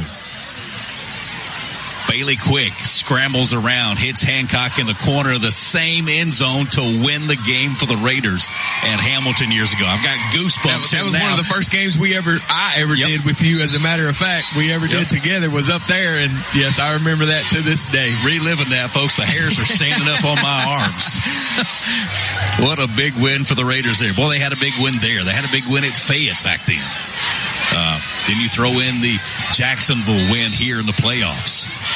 The win at Etowah years ago. The win at Northside. Boy, these Raiders have done some spectacular things.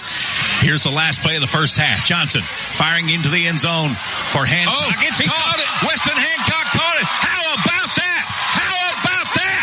Hancock. We were talking about the Hamilton game, and who comes through with a big catch here but Weston Hancock. Touchdown Raiders. And I can't see it clearly from here, but it looked like the Etowah Blue Devil defender went up and touched that ball. Him and Hancock both went up after the ball. It looks like he touched it, and Hancock was able to grab it and scamper into the end zone, and doesn't get any better than that, bro. What concentration by the senior to keep his eye on the ball. Told you they've had some dramatic touchdowns in history. Cooper's point after is up, and it is good. Folks, at the end of the first half, we are tied. 21 apiece between the Raiders and the Blue Devils. The Zaxby's halftime show is next when we come back on the Good Hope Raiders Sports Network, presented by K&K Logging. Guthrie's Auto Service has been providing quality automotive service since 1985. Located in Coleman on Eva Road, just north of 157, Guthrie's Auto Service is a AAA approved and Napa Auto Care Center, meaning their repair work is warranted up to 3 years or 36,000 miles. And because they're part of the Napa Auto Care Network, their work is also warranted at over 14,000 Napa Auto Care locations across the country. Terry Guthrie and his team are award-winning, collecting Napa's Auto Care Center of the Year for the Nashville Distribution Center and a People's Choice Award in 2020. More information is online at Guthrie'sAutoservice.net. For 30 years, Budget Blinds has been the leader for beautiful window coverings. No need to travel when Budget Blinds brings the store to your door. From blinds and draperies to shutters and shades, Budget Blinds has been transforming windows all over North Alabama. And we make it easy with your in-home consultation, custom measuring, and installation. Budget Blinds, 256-727-6550, 256-727-6550, or budgetblinds.com/call. H&S Appliance Outlet is an overstocked scratch and dent dealer offering quality name brand appliances at major discounted prices, up to 75% off. H&S Appliance Outlet also offers factory authorized repair services as well as financing options. To better serve the needs of North Alabama, H&S Appliance Outlets are conveniently located in Coleman, Hartselle, and Arab. A proud veteran and family-owned business who's happy to be of service and can be reached on Facebook at H&S Appliance Repair or by phone 256-735-4184, 256-735-4184. H&S Appliance Outlet, a proud supporter of Coleman Community Radio. There are many advantages when you bank locally with people you know. Eva Bank will get you started or restarted. Eva Bank offers many loan choices. We stay flexible and put your situation first. What matters to you matters to us. We are specialty lenders with programs for home purchases, home construction, land purchases, manufactured homes with or without land, commercial real estate, and other consumer or business loans. Eva Bank is your one-stop lender. The process is fast and easy. You can apply in person, over the phone at 256-255-2000, or you can visit us online at www.evabank.com to get started today. Eva Bank, NMLS number 414640, member FDIC, equal housing lender. anytime you're ready. All 80s, all the time. The Boombox, Coleman's only 80s station. Online and on our app.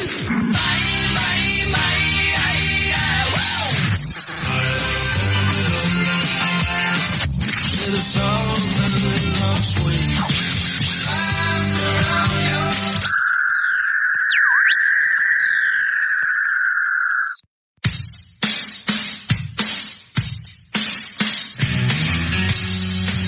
Welcome back to the Good Hope Raiders Sports Network, presented by K&K Logging and powered by Coleman Community Radio. Coleman's Live 95. I'm Tommy Warhurst from James W. Shable Stadium on the campus of Good Hope High School.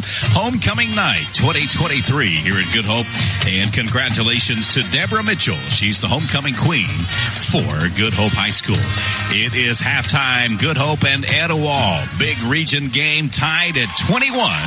And this is the Zaxby's halftime show. Absolutely craveable, daringly zesty, made to order, chicken fingers, wings, and more. This is going to be good. Order ahead at Zaxby's.com or use the app. Zaxby's with 2 locations, Cherokee Avenue and Highway 157. The game of the week tonight on Coleman Community Radio on the FM at 95.5 FM is Susan Moore at Vinemont. Another big 3A region game in the county. Right now at the half, Susan Moore leads that one 21-8. No score from Lee of Huntsville and Coleman. It's homecoming tonight for the Bearcats. No score there from Center, Alabama. Tonight we have Hanceville and Cherokee County on Channel 4 on the live stream and on the app. Right now Cherokee County leads Hanceville 28-0. Aniana and Fultondale. What another big battle in the region. And right now Fultondale leads Aniana 16-15. New coach at Fultondale. New program. They ran this Etowah team off the field last week, beat them 48-7. Fultondale's been down for several years. They're not down now. They're back in a big way. They lead Aniana 16-15 there. Hamilton leads Cordova 14-0. Hartselle leads Gadsden City 17-14. Priceville up on New Hope 14-7. Fairview leads West Point 21-7. And Addison on top of Waterloo right now at the half, 43-8. Southeastern leads Holly Pond 8-0 after 2. And Locust Fork, the Hornets, who came into this game 4-0 on fire, swarming, are the Hornets over Cold Springs tonight, 42-0. Those scores from around the region and the county here on the Zaxby's halftime show. Quick look at the region here for the Raiders and the Blue Devils. We talked about this being a must-win if they want to try to keep any playoff hopes alive. Cherokee County sets atop that region and really don't see them losing a region game unless it might come to Fultondale. If Fultondale stays wide open, Cherokee sets atop the region right now. Cherokee County does at 2-0. Then you've got Etowah, Hanceville, and Aniana all at 1-1 right there in the area. Fultondale's 1-0. The Raiders are 0-1 in the area. Asheville is also 0-2 in the area. Next week, the Raiders will host Addison back here at James W. Shable Stadium before they travel to Hanceville on October the 6th for another region game. We'll finish with 4 region games in a row. It'll be Hanceville October 6th, Asheville October 13th, Fultondale and Aniana back-to-back October 20th and 27th. This is the Zaxby's halftime show. Absolutely craveable, daringly zesty, made to order, chicken fingers, wings, and more. This is going to be good. You can order ahead at Zaxby's.com or use the app. Zaxby's with 2 locations, Cherokee Avenue and Highway 157. When we come back, we'll go down to the field for the sounds of the Good Hope High School Raider Marching Band. It's halftime. We're tied at 21. Coleman Electric Cooperative's mission is to make life better in the communities we serve. That starts by providing reliable, affordable electricity, while our Sprout Fiber Internet service delivers blazing fast broadband internet to homes, schools, and businesses. Coleman Electric Cooperative is a proud supporter of student athletes, cheerleaders, and band members who work hard every day to make their families and community proud. Coleman Electric Cooperative and Sprout Fiber Internet, powerful connections, brighter future. In the game of mortgages, experience matters. Meet Josh Phillips, a veteran with over 13 years in the mortgage industry. As a leader in the local mortgage community, Josh is more than just a lender. He's a partner who believes in making an impact. At Impact Mortgage Group, they're not just making mortgages. They're making a positive impact on borrowers and our community. You can experience the difference too with Josh Phillips at Impact Mortgage Group. I'm Josh Phillips of Impact Mortgage Group. You can reach me at 256-338-2920, and I'll show you how my experience can help impact your next home purchase. In MLS number 338177. Welcome back to the Good Hope Raiders Sports Network, presented by K&K Logging. Tonight, from James W. Shabel Stadium on the campus of Good Hope High School's homecoming night 2023 for the Raiders. They're tied with Etowah right now, 21 apiece. And we are at halftime as the Good Hope High School Raider Marching Band takes the field. They're under the field direction of drum major Sam Cregan. This year's halftime show is entitled Postcards from Spain. Ladies and gentlemen, I present to you the Good Hope High School Raider Marching Band.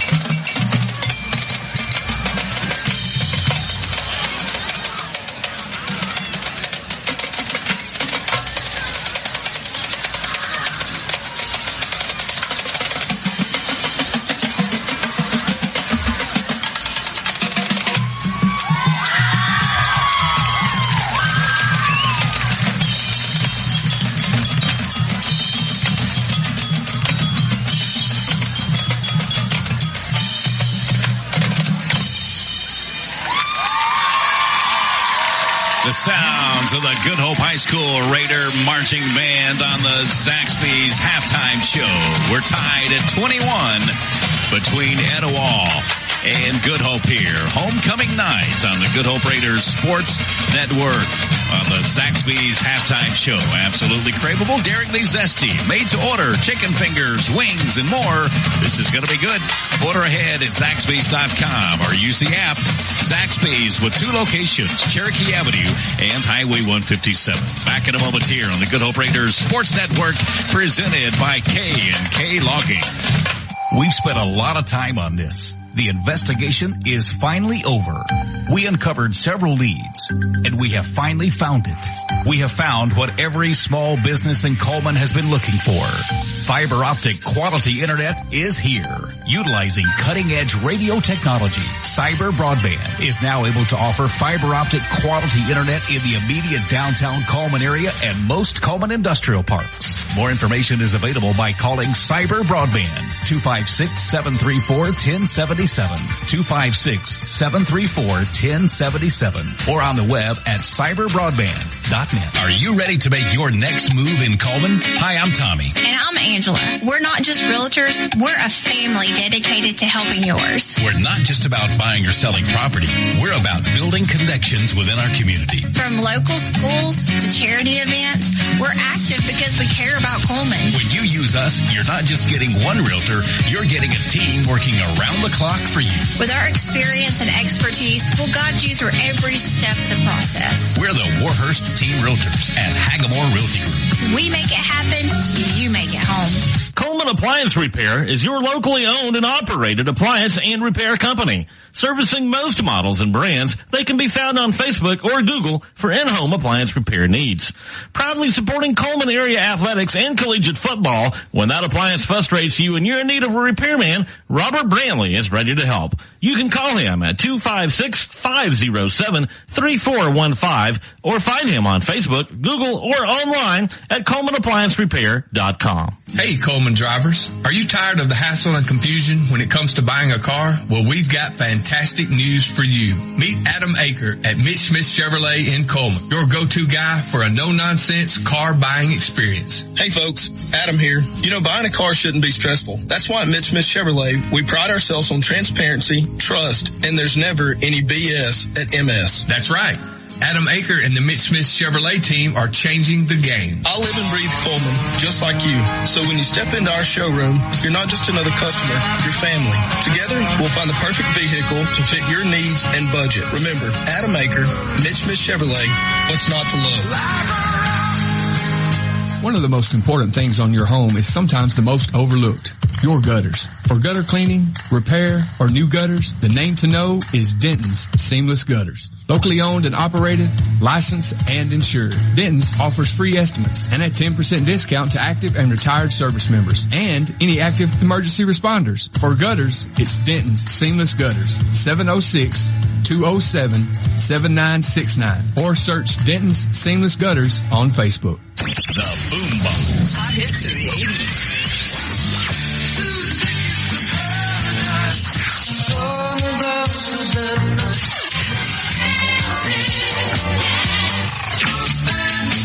Online and on our app.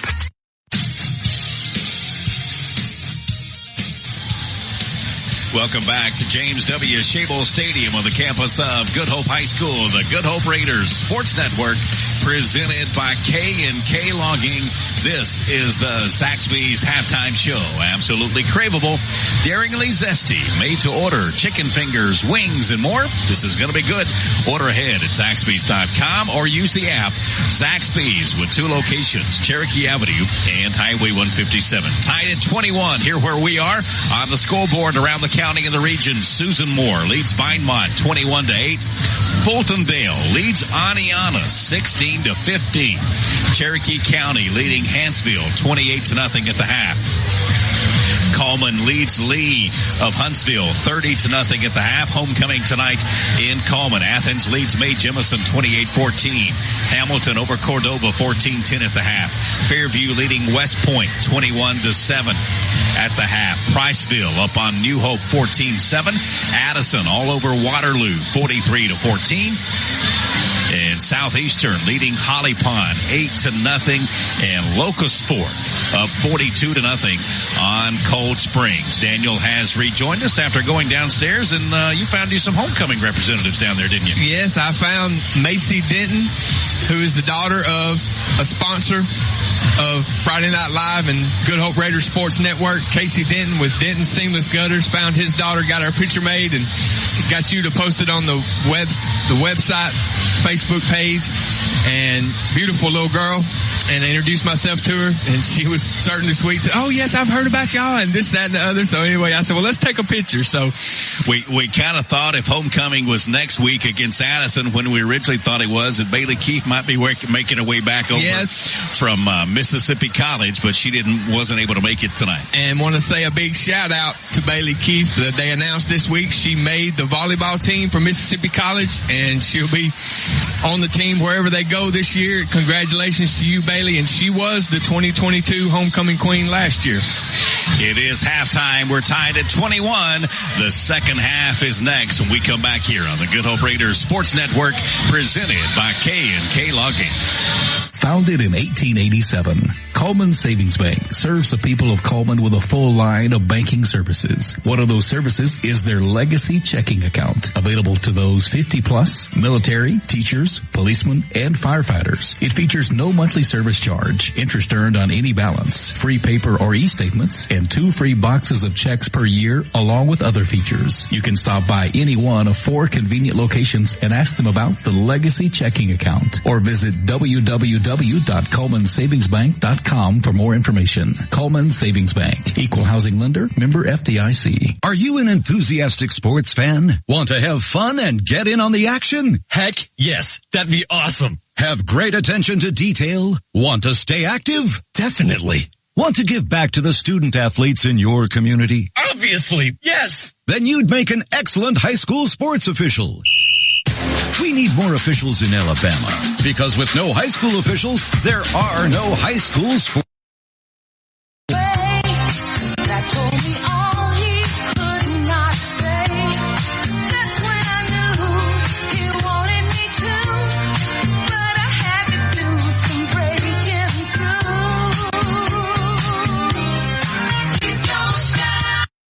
Back at James W. Shable Stadium on the campus of Good Hope High School. Homecoming night 2023. And boy, we got a great football game on our hands now, tied at 21. This is the Zaxby's halftime show. Absolutely craveable, daringly zesty, made to order, chicken fingers, wings, and more. This is going to be good. Order ahead at Zaxby's.com or use the app. Zaxby's with 2 locations, Cherokee Avenue and Highway 157. Daniel, what about the first half? Well, it started off, we won the toss. We declined to the second half, so we kicked off first, and they fumbled the kickoff. Mason Drake was able to recover it on their 42-yard line. We drove the ball straight down the field, and from the 10-yard line, Parker Johnson took it in for a run, put our first 6 on the board. The extra point was good. On the next kickoff, Callahan Lindsay was able to come up with the recovery. We played defense.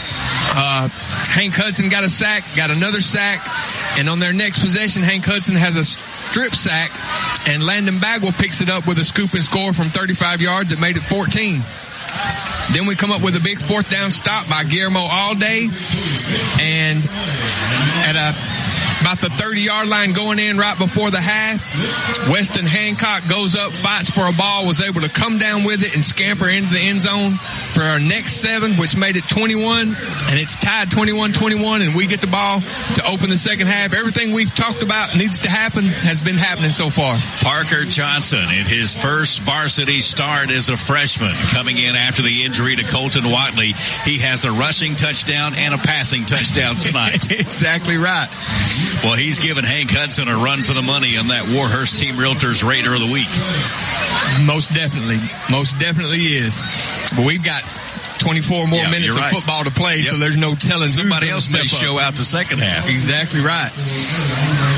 And it's just so fitting. We were talking about the Hamilton game. You talk about a Hancock making those, and then who comes up? Same corner of the end zone, too. Exactly. We're facing the same way, same corner of the end zone, and a Hancock comes up with a touchdown. And what game was it we were calling where the second half kickoff, we took back for a touchdown? What was that kid's last name? It was the Flash at Hansville. It was the Flash at Hansville. So I was thinking that'd be a great thing to happen right now. Yeah.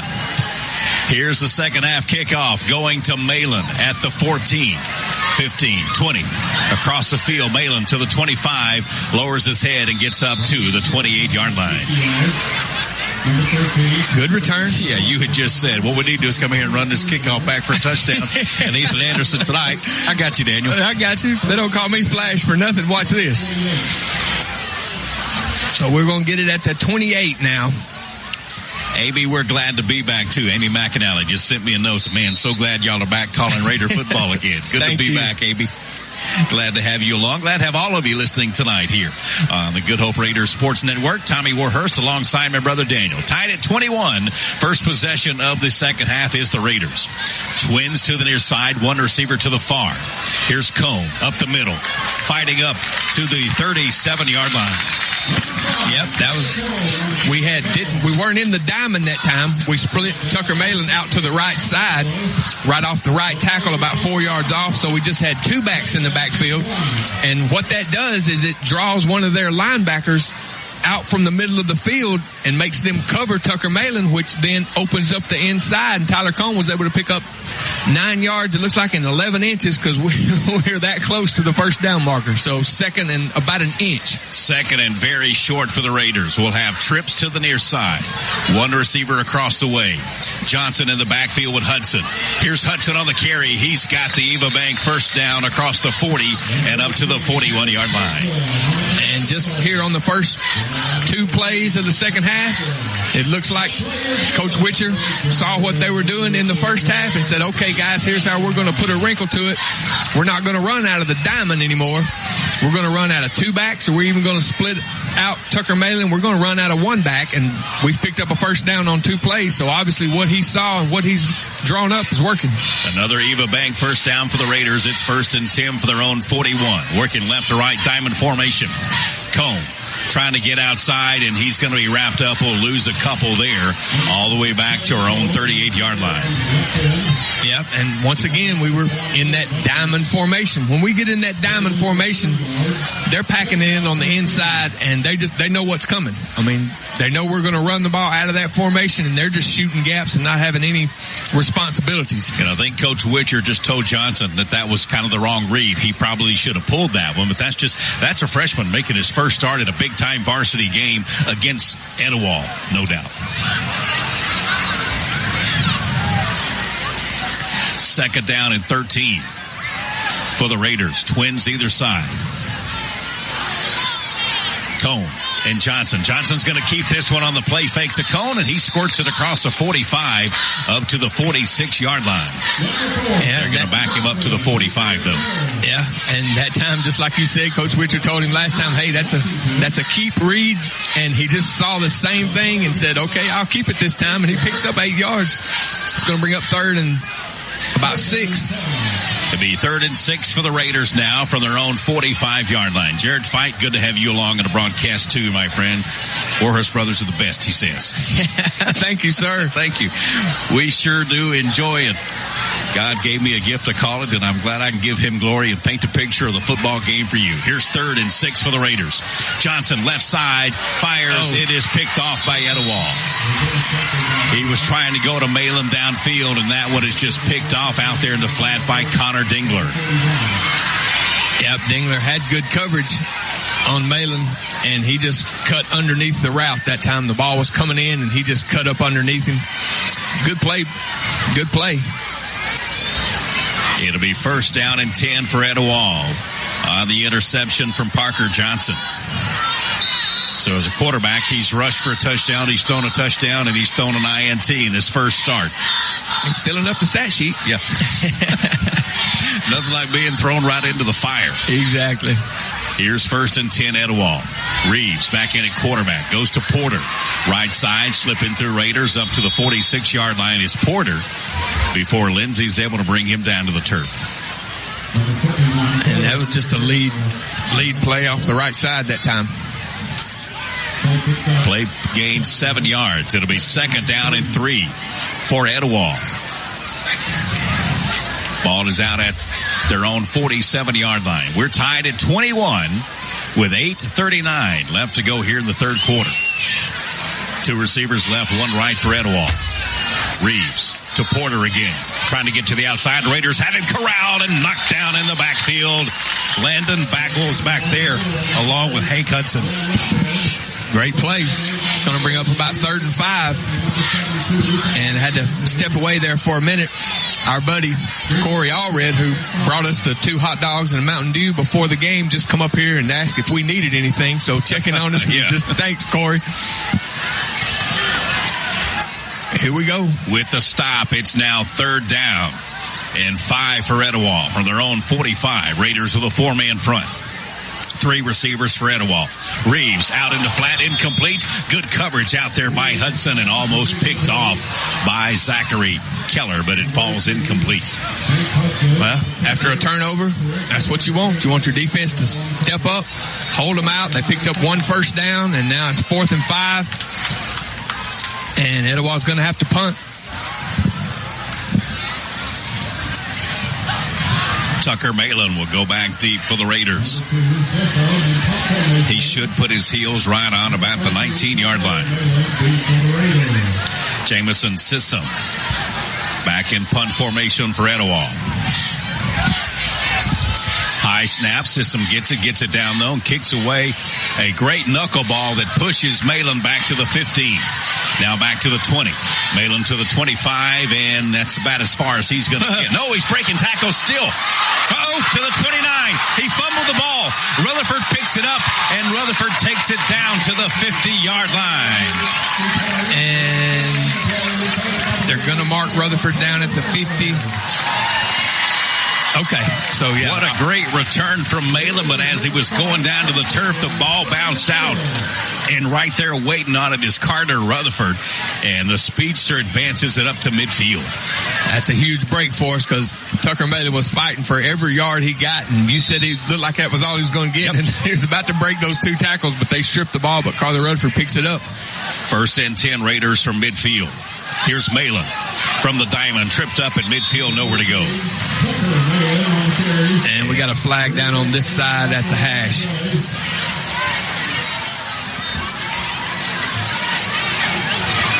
There were 3 Etowah defenders around Jathan Smith, and I think they may be getting Smith with a hold because the Raiders are the ones backing up.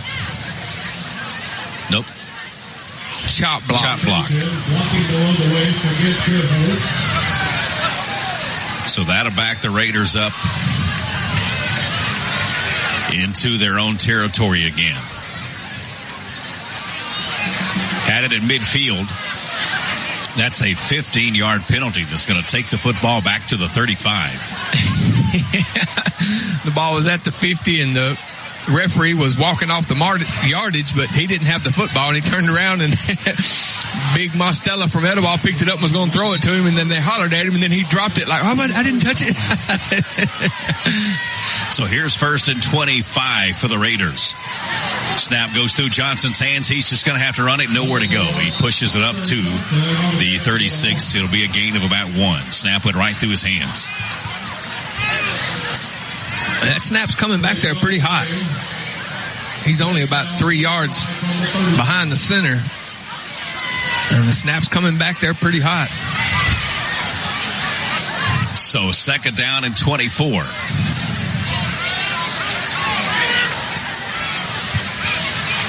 Diamond formation with Malin and Cone. And Hudson. Around Parker Johnson. Johnson straight ahead. Trying to find running room. Picks up a couple up to near the 39. He's got breakaway speed if we can get him to the outside. The little guy's only 5'8", 135, but he runs a 4.40. Yeah, I remember a little guy that was about that size. Of course, I wasn't even 5'8", but I didn't have that 4 speed either. If he can ever get to the outside, though, he will leave some Blue Devils in the dust. 3rd down and 22 now for the Raiders. From their own 38-yard line. We're tied at 21 with 5:50 left to go third quarter. Trips to the right, one receiver left. Raiders working left to right. Johnson throws out in the flat to Malin, and he's tackled on the outside. Good stop out there on the island by Dingler, the defensive back. Yeah, we didn't have nowhere to go there. We had three receivers to this side. Two receivers went out to block. Tucker Malin just kind of ran a little bow, and as soon as he caught the ball, defenders were all over him. So on 4th down, Tyler Cohn will drop back in punt formation for the Raiders. Teal back to receive for Etowah.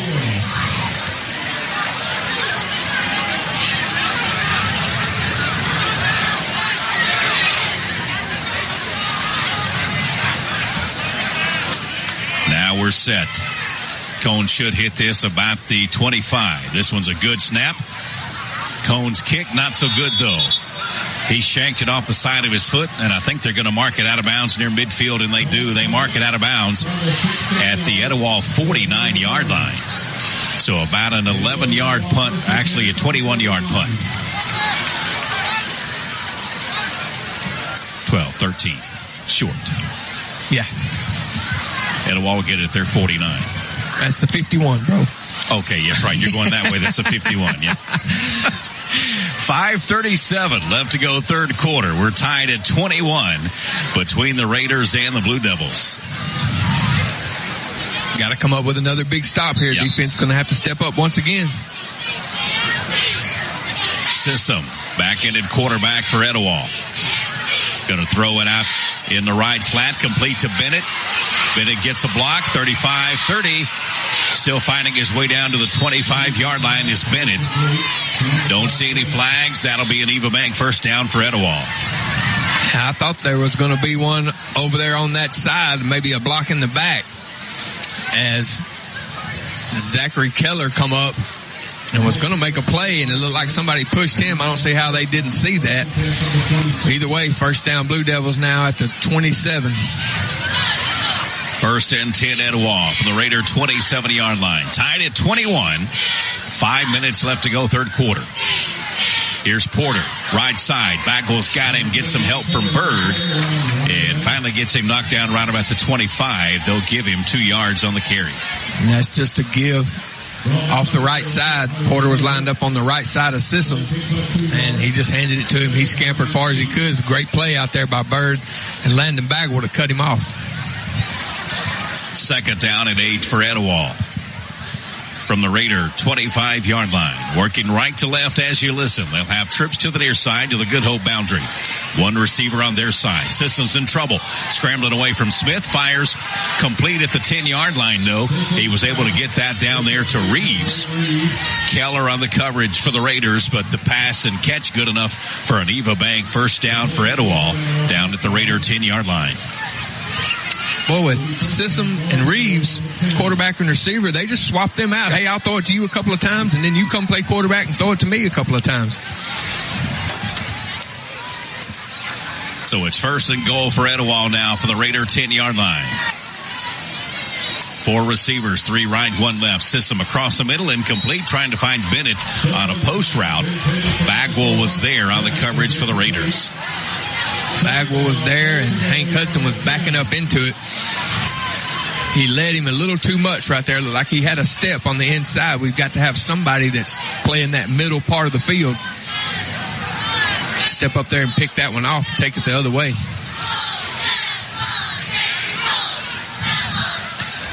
So it's second down and goal for Etowah.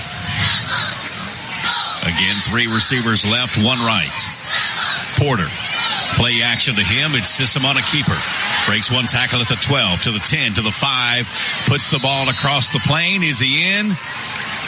Nope, they're going to say he stepped out of bounds at the 1-yard line. He tried to hold the football out and get it across the pylon, but the official said he went out of bounds at the 1-yard line, so it'll be third down and goal now.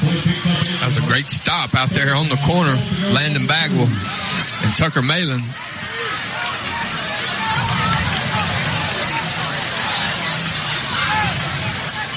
Now we're going to get in a goal line set. It is third down and goal for Etowah from the Raider 1-yard line. They move Reeves back to quarterback. Porter to his right. Reeves looking in the end zone. Everybody's covered. He's scrambling to the near side. All day's chasing him. He fires in the end zone and finds a wide open Bennett. But there's penalty flags in the end zone. There's an offensive lineman at the goal line. Yep. And another one over here on the one. It is going to be ineligible receiver downfield for the Blue Devils. And that's what happens a lot of times with a lot of offensive and teams in college football and high school and even in the pros run that, what they call a run-pass option. And if the quarterback decides he's going to pass, nobody hollers up front to the lineman and says, hey, it's a pass, it's a pass. They're playing run the whole way. The offensive lineman thinks it's a run play, and he goes down the field, and it ends up being offensive lineman downfield. But the call just then from the White Hat is offensive pass interference. And that'll be a 15-yard penalty. Fairview leads West Point 42-7. I thought it was a 15-yard penalty. They're putting the ball down on the 11-yard line. Must just be a 10-yard penalty. I thought pass interference was 15, but that is too. Maybe that's college. So we'll redo third down and goal for Etowah now. From the 10. Reeves. Looking right. Everybody's covered. We're chasing him in the backfield. He escapes. Looks in the end zone. Now the Raiders are going to get him. They're going to sling him down way back at the 23-yard line. Carson Hollis, the 5'9", 155-pound freshman, was back there along with Seth Loggins and Landon Bagwell for the Raiders. That's huge. And that's going to be 4th and goal from the 22 now.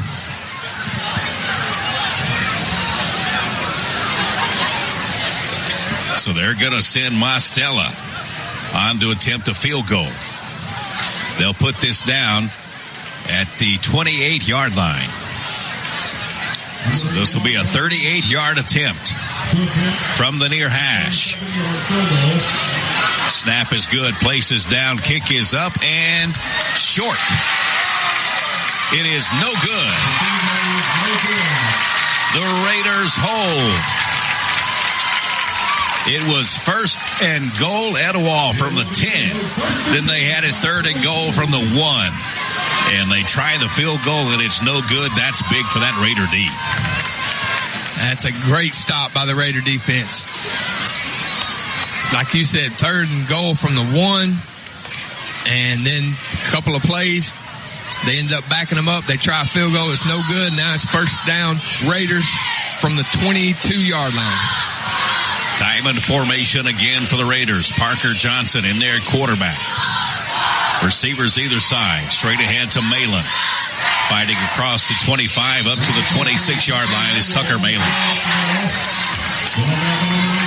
That's just a lead play out of that diamond off the right side. Tucker Malin picks up about 4.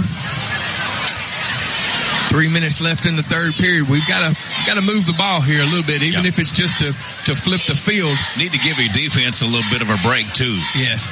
And try to capture them, that big stop. A good long drive here by the offense and points would be huge for the Raider offense. One to give that defense a rest, too. Here's 2nd down and 6. Inside to Cone. Cone across the 30 and out to the 33-yard line is Tyler Cone. He'll be close to the 1st down marker. Depending on where they spot that, it's touching the 32. What are they going to do? They're looking over there now. That's got to be real close. How about let's measure one time? Nope, the officials are signaling. Yeah. Nope. Well, wait a second. Now they're... Yeah, I thought he motioned for them to move the chains. He did. He did, okay. The White Hat never goes to midfield and points 1st down. I know. He stands back 15 yards behind the offensive line and just camps out right there. Yeah, and that's something, I mean, you never see. The White Hat's in control of the ball game. He makes all the calls, and he lets everybody know what's going on. Pretty laid back. Not tonight. 1st and 10 for the Raiders on the Eva Bank 1st down.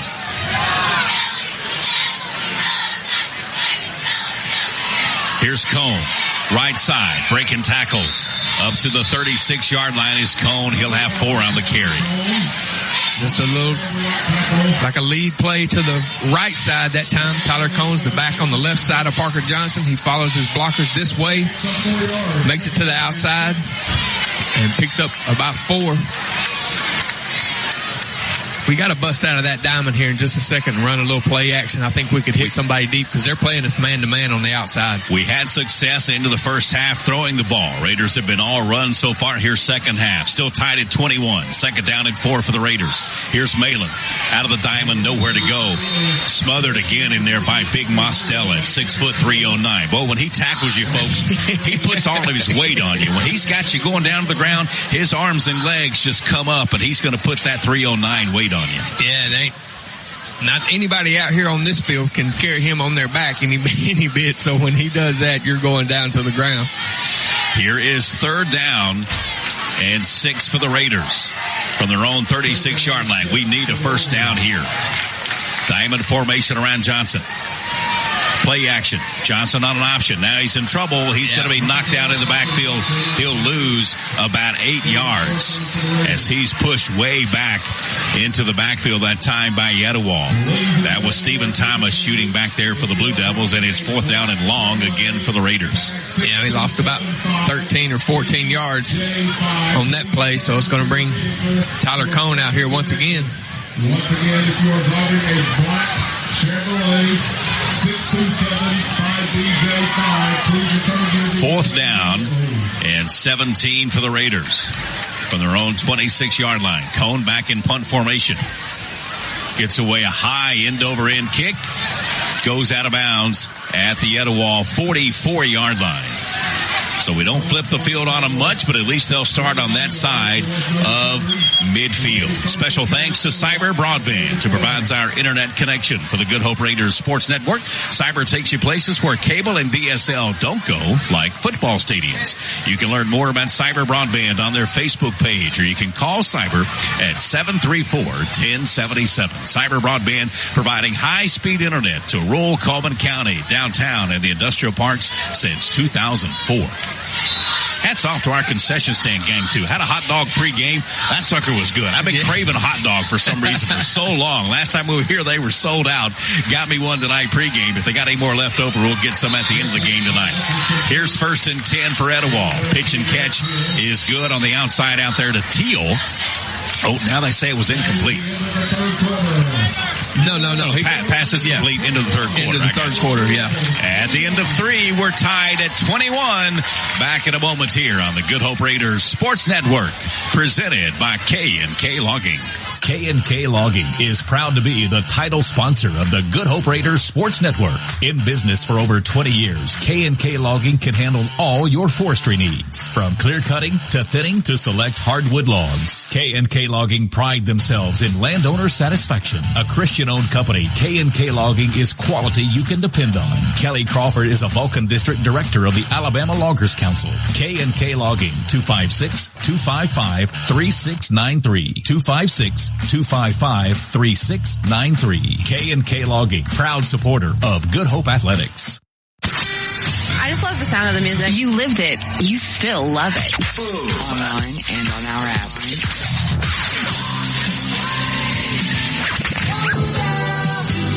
Are you reeling in the heat? The Boom Box. Coleman's only 80s station.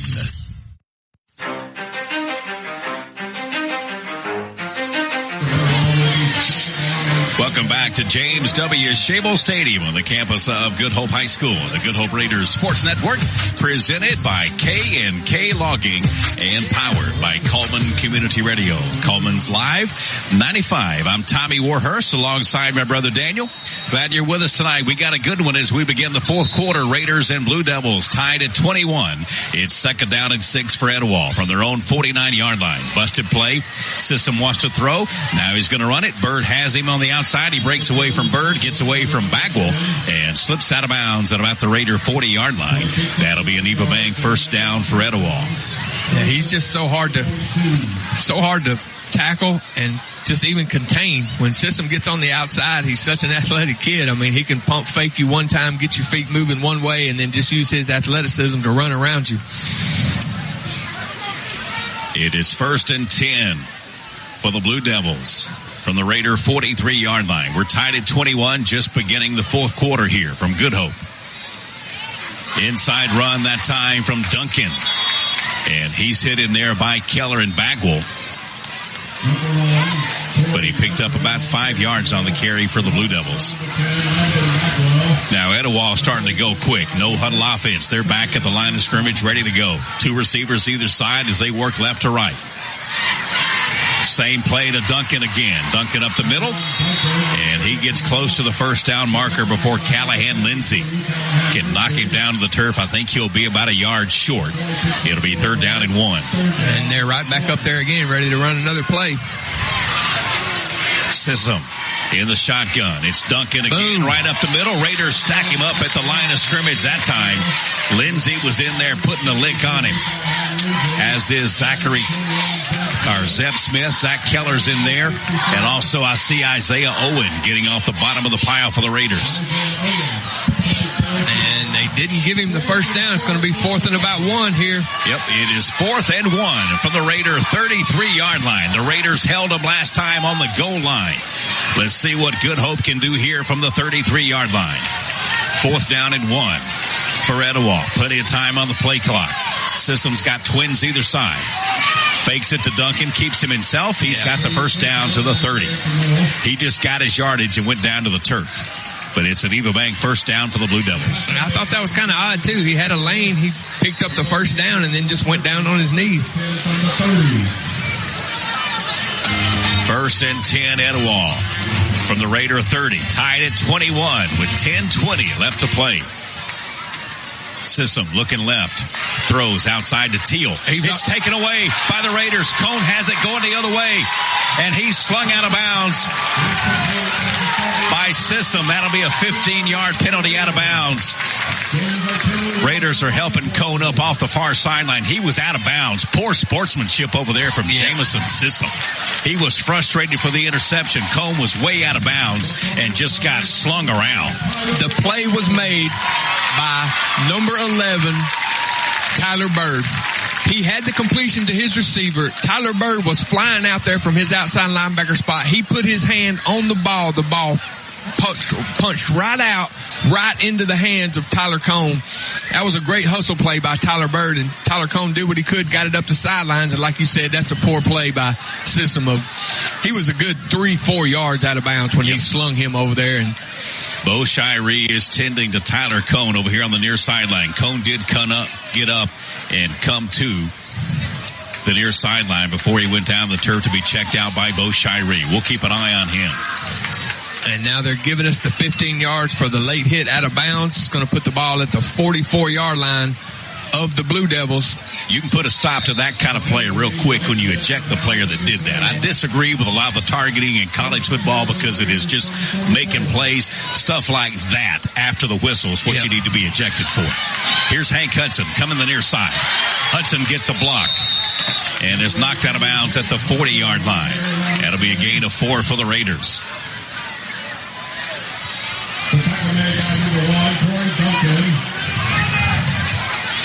And now we've got Hank Hudson down right here on the sideline. Yep. Hank Hudson went down right on the sideline. He's partially in bounds and partially out of bounds.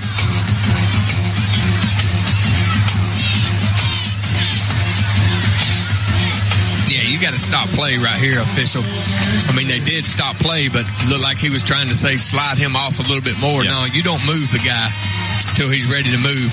He's right off on the sidelines. Okay. Hank Hudson's up and ready to go now.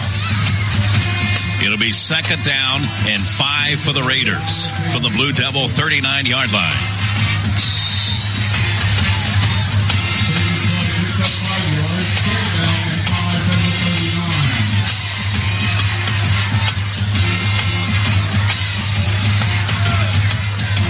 Here's 2nd down and 4 for the Raiders.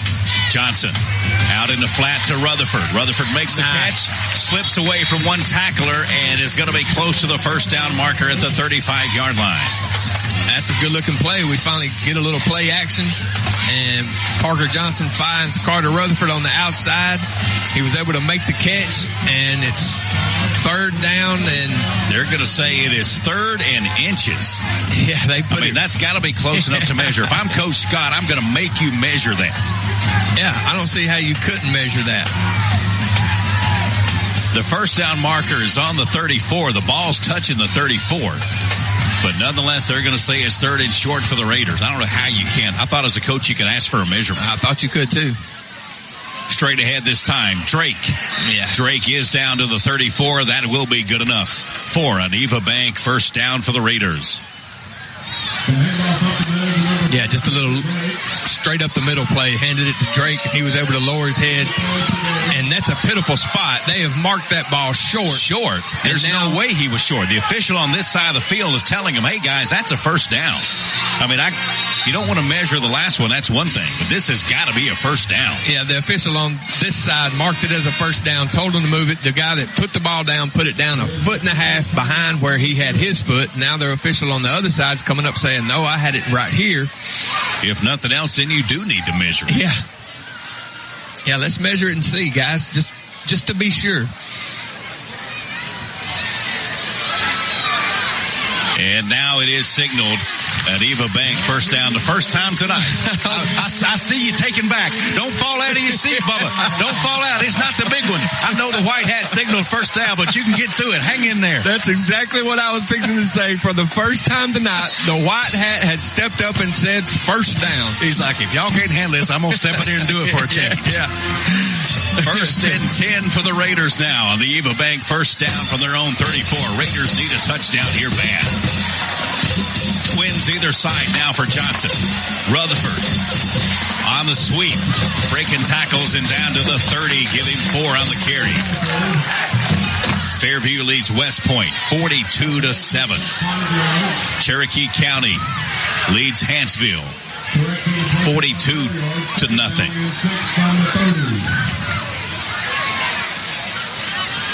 It's going to be second and looks like about 6 here.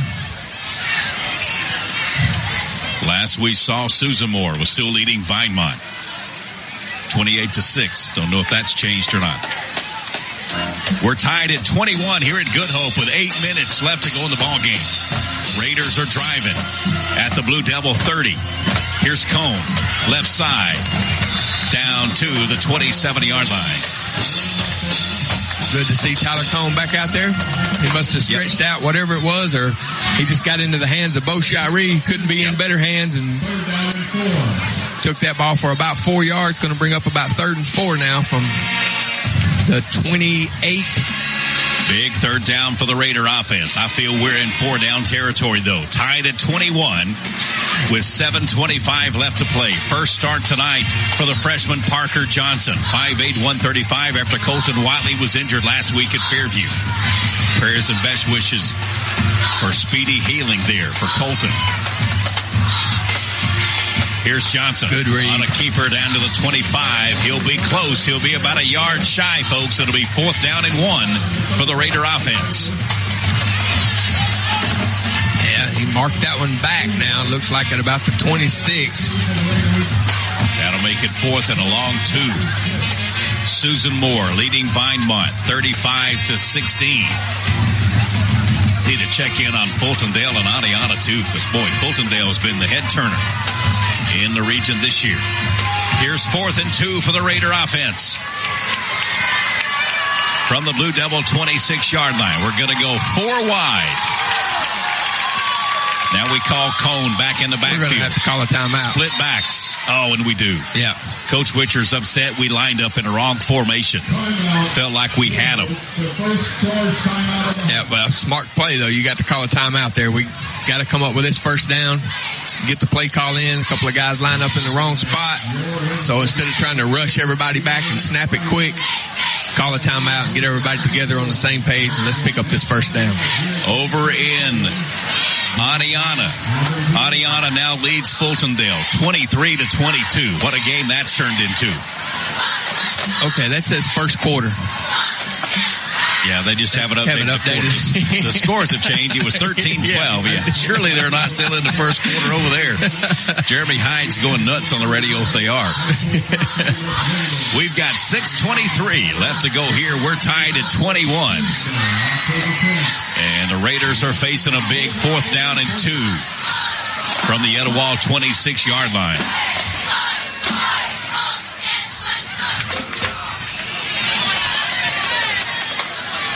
We originally came out with twins either side, and we were going to shift Cone into backfield. That's the way they'll line up now. 2 receivers to the near side, to the home side. 1 receiver across the way. Drake and Cone stand on either side of Johnson. Cone on a sweep to the left side, down to the 23-yard line. Has he got enough? He'll be close. And the official down here acts like there wasn't even a play. No flag.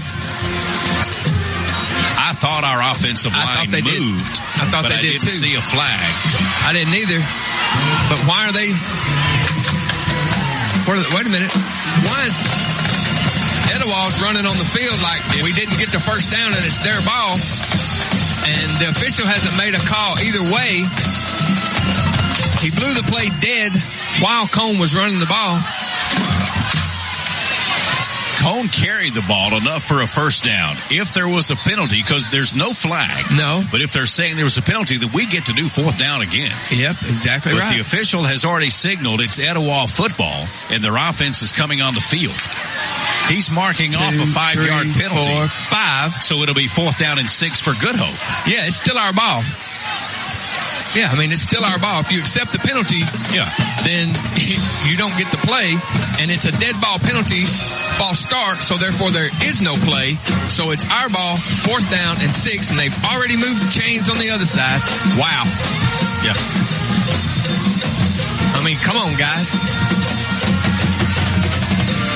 Yeah, the official over there on that side, who's supposed to be keeping those guys in check, has got to keep that in play too, because now...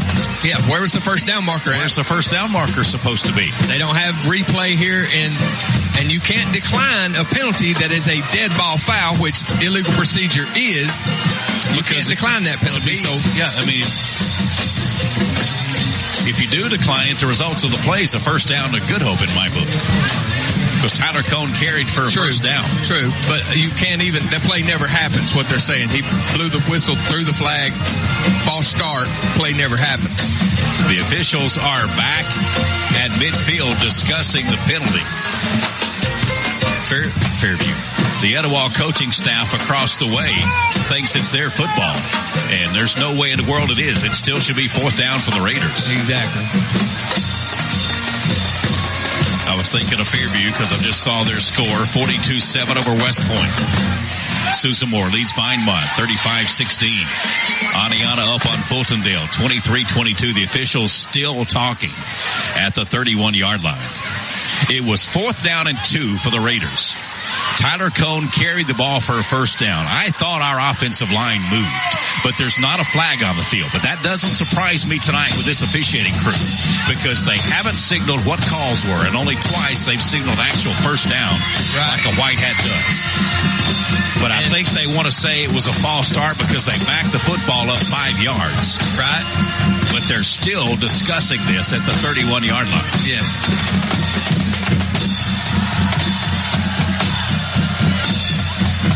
The Etowah offense is on the field. And I would like to have an explanation as to how it would be their ball. Yeah, a false start penalty is a dead ball penalty. Exactly. So you back them up 5 yards. It'll be 4th down and 6 for the Raiders. Right. I'm Coach Scott. I get my offensive play called right now. I get to the line of scrimmage, and as soon as they spot this ball back, you run your play. Because Etowah thinks it's their ball. They're out there celebrating, dancing around like it's their ball. Now they're saying the official says that they declined the penalty. Yeah. How do you decline? You can't decline a dead ball penalty. Dead ball penalty. Coach Scott wants to have a conversation. That's exactly what he wants to tell the official. Yeah. Can't decline a false start.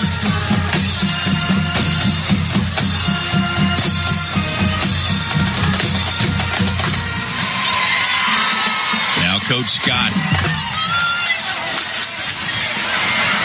is having a conversation with the officials out there. Taft Dillashaw's out there with him. He's got a good argument.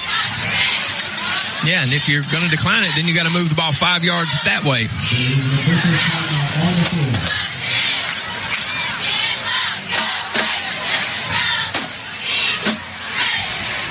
I can't sort this one out, folks.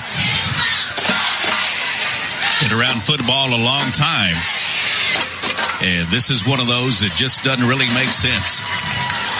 Coach Scott's going to lose the argument somehow. It looks like, okay, I think I saw the white hat due to his hips, as if the call was offsides instead of false start. Then it should be first down, Good Hope, because Tyler Cone carried it enough for a first down, and they didn't even measure. Offsides on us if we lined up offsides, and that penalty can be declined. I saw him put his hands on his hips talking to Coach Scott right there, so that's what the call was. It was offsides on us. Or what they made the call be after the fact, because it was never a flag to begin with, and the first indication was procedure. That's got to be a holding call. My goodness. Zeb Smith's jersey was being almost pulled off of him, and he was ridden in the backfield. Nothing there. Folks, I promise you, I call the game like I see it. I'm not leaning. Yeah, we're the Good Hope Raiders Sports Network. We kind of call it from that angle. But if I see us holding a guy like that, I'm going to say the same thing. Me too. Second down and 10 for Etowah. Clock is now the factor. 6 minutes left to go in this one. We're tied at 21. They're going to send Sissom. Split out to the right side. Reeves in there, quarterback. He's going to go to Duncan. Up the middle. Nice. Duncan for 1 yard. For Bagwell. Can't get him down to the turf along with Isaiah Owen. So now it's a big third down for this Raider defense. Third down and 8 for Etowah from their own 27-yard line.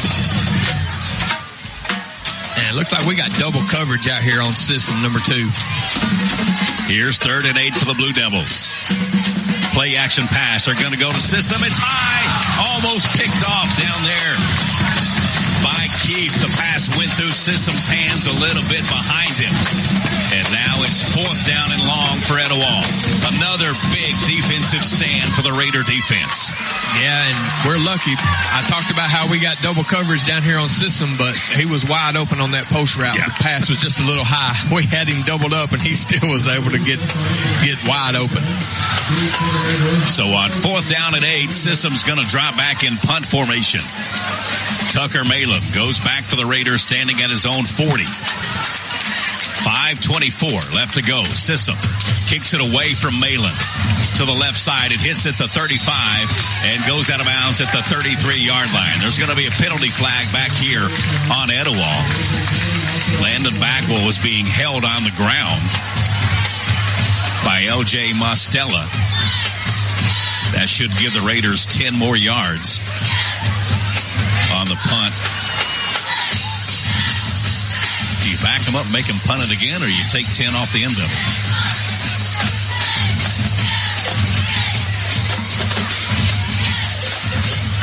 I would take the 10 here because anything can happen on a punt. So 5:15 left to play.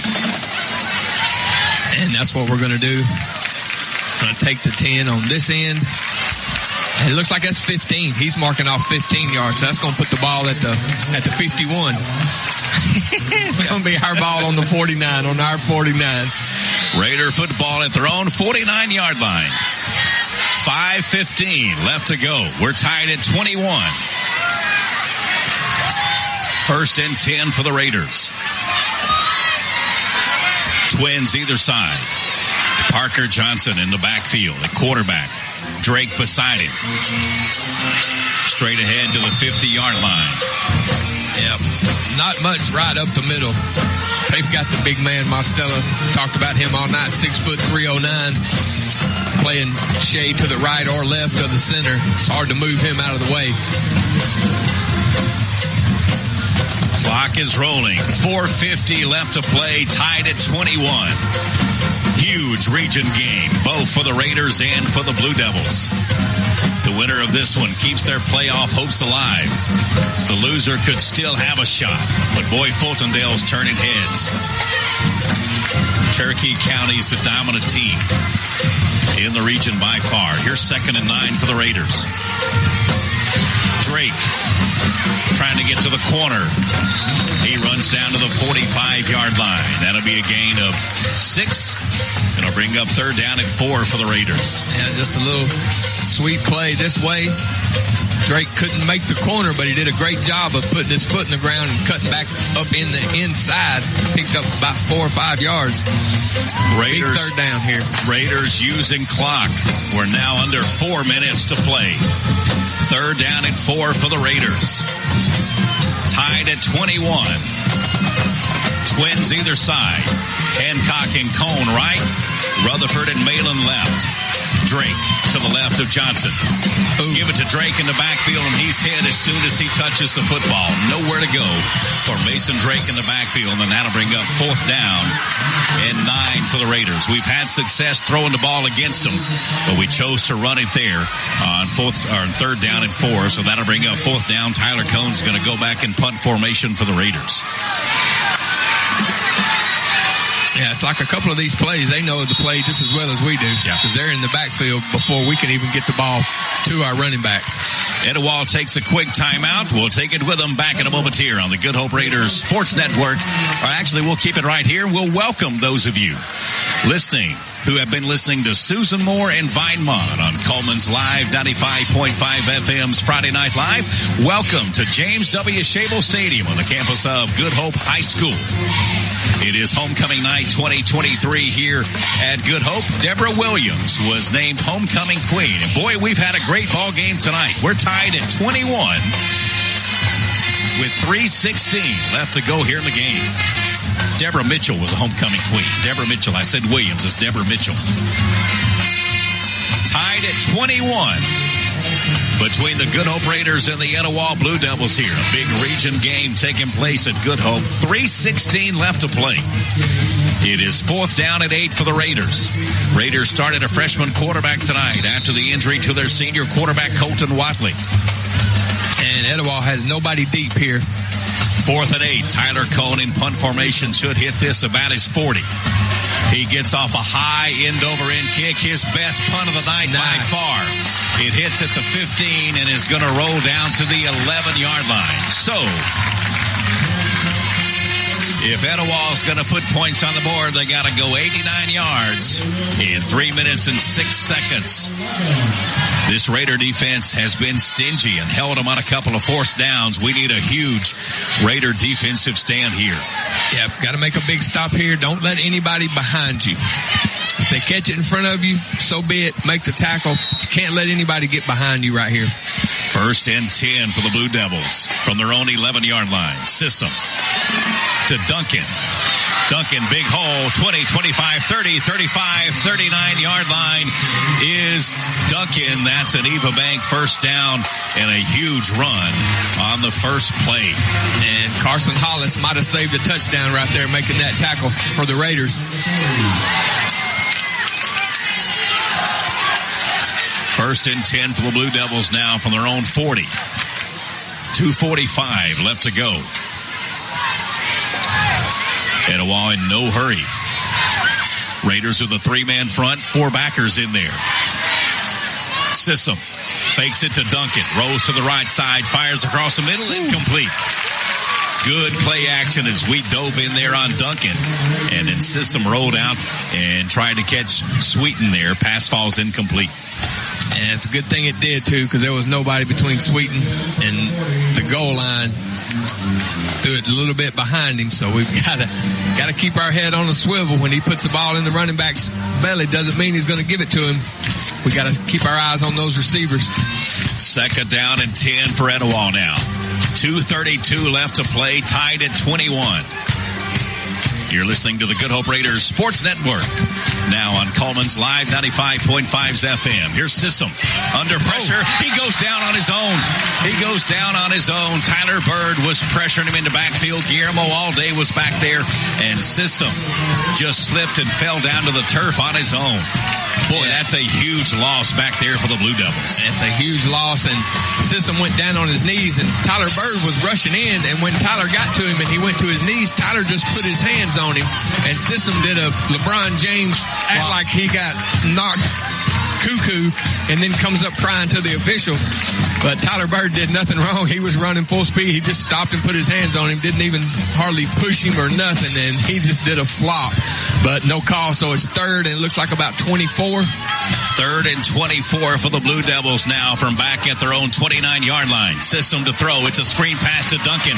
Lindsey's out there and makes the stop. Callahan, Lindsey. Red screen pass the whole way. The play only gains a yard. It'll now be 4th down and 20. That's great heads-up football by Callahan Lindsey from his linebacker spot. Read what they were trying to do. Got the screen out to the running back. He didn't bite on anything. Followed the play, went over there and made the tackle. Great job, Callahan Lindsey.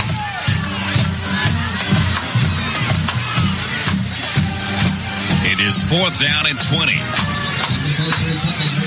And the Etowah sideline wants the clock to be rolling. The clock was not rolling. The clock had stopped. The clock should have rolled unless the Raiders took a timeout because he was tackled in the field of play. Yes, he was tackled. I agree. The clock should have still been running. And the clock's running now, and the officials are talking, so. Maybe they're running it down to where it should be. Well, got to stop it sometime. I mean. Clock is rolling now. 10 seconds left to go. Raiders will get one more shot at it. We're tied at 21 with 55 seconds left to go. And they're going to let this finally. Now the Raiders take a timeout. Yeah, the officials were out there talking, and the clock was still running after it had been stopped for about 10 seconds, and no word was said, no motion, hey, run it down to this, whatever's going on, who knows. Coach Scott wisely takes a timeout as he saw it ticking down. There was still a lot of time left on the play clock because once they started rolling the clock late, but then they reset the play clock. So therefore they had another 40 seconds. Special thanks to Cyber Broadband, who provides our internet connection for the Good Hope Raiders Sports Network. Cyber takes you places where cable and DSL don't go, like football stadiums. You can learn more about Cyber Broadband on their Facebook page, or you can call Cyber at 734-1077. 42-14, Fairview wins over West Point. Cherokee County blanks Hansville 55-0. And Susan Moore defeated Vinemont 35-16. Here where we are at Good Hope, we're tied at 21 with 51 seconds left in this one. Etowah is in punt formation on 4th and 20. It's a low snap as Sissom gets away a kick. It is going to hit at the Raider 48, be picked up by Malin at the 40, and he punches it back up to the 48-yard line. So the Raiders are 52 yards away from the end zone and getting a win over the Etowah Blue Devils. They've only beaten Etowah one time. That came back in 2021 over at their place. This is only the 4th time the Raiders and the Blue Devils have met. Raiders are 1-2, trying to even up the series and get a win in the region. The Raiders are 0-1 in the region. Need a win tonight. They're 52 yards away and 42 seconds. Trips to the right for Parker Johnson. Rutherford split left. Johnson on a quarterback draw. Picks up 2 yards to midfield. We're running a hurry-up, but 28 seconds, 27. We're going to spike the ball to stop the clock. That'll bring up 3rd down now for the Raiders. 24 seconds left to play. Tied at 21. Raiders have it at midfield. working toward the south end of the field here. To our left or your left as you listen, Tommy Warhurst alongside my brother Daniel. Glad you're with us tonight on the Good Hope Raiders Sports Network. Raiders and Blue Devils. It's been a good one. We've got 24 seconds left. Can the Raiders pull out a big win? They scored to end the first half in dramatic fashion. Hank Hudson on the carry. Hudson 45. Hudson down to the 41-yard line. And the Raiders have an injured player down on the field.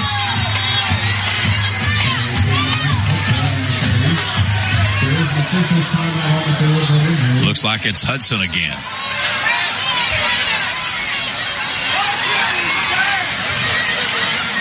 And the official was down in the middle of the field, too. The white hat was laying on his back. A couple of Raiders had to help him up. I missed what happened to him. Hank Hudson being stretched out for a calf cramp on the near sideline.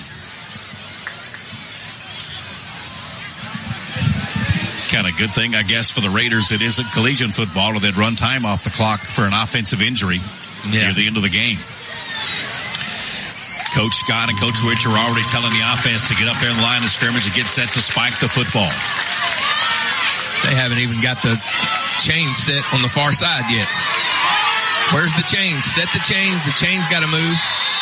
Now they're starting the clock and the chains aren't even set. Here's the Raiders. Play action to Cone. Johnson for 3 yards. We're just going to let it run out here.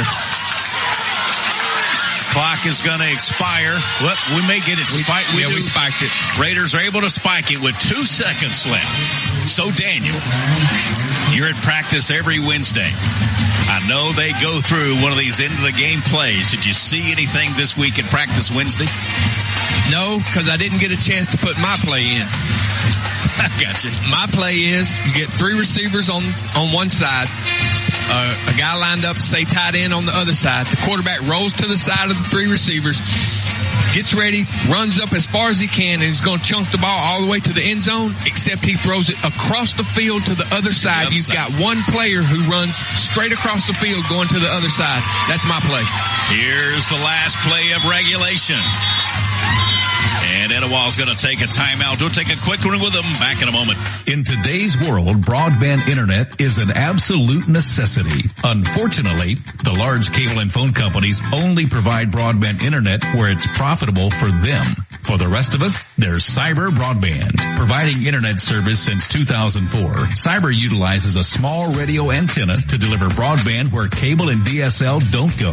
You can join the 21st century today with Cyber Broadband, supporting streaming, VPN access, and everything else you've been wanting to do with that slow internet connection. It's Cyber Broadband for the win. They can be found online at cyberbroadband.net or look them up on Facebook.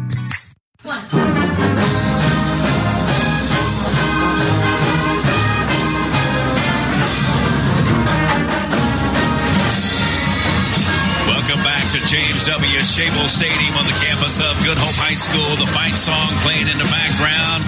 The chop playing for the Raiders. Here's the end of regulation. We got 2 seconds left. We'll have trips to the right. 1 receiver left. High snap to Johnson. He gathers it down. Throws it to Malin. On a receiver screen. Malin 30, 25, 20. Malin down to the 22-yard line and knocked out of bounds. Regulation will end on a pitch and catch from Johnson to Malin, and we're going to overtime here on the Good Hope Raiders Sports Network. Overtime is next when Raider football continues. K&K Logging is proud to be the title sponsor of the Good Hope Raiders Sports Network. In business for over 20 years, K&K Logging can handle all your forestry needs, from clear cutting to thinning to select hardwood logs. K&K Logging pride themselves in landowner satisfaction. A Christian-owned company, K&K Logging is quality you can depend on. Kelly Crawford is a Vulcan District Director of the Alabama Loggers Council. K&K Logging, 256-255-3693. 256-255-3693. K&K Logging, proud supporter of Good Hope. I don't know, they're contemporary. They're not like everybody else. Live 95.5.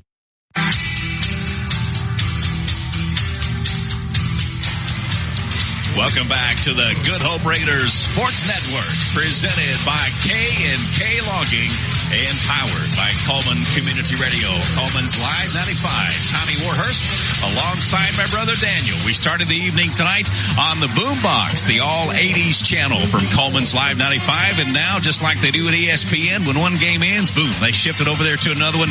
Now we're on the big stick here at 95.5 FM, WRJM-LP, Coleman, Alabama.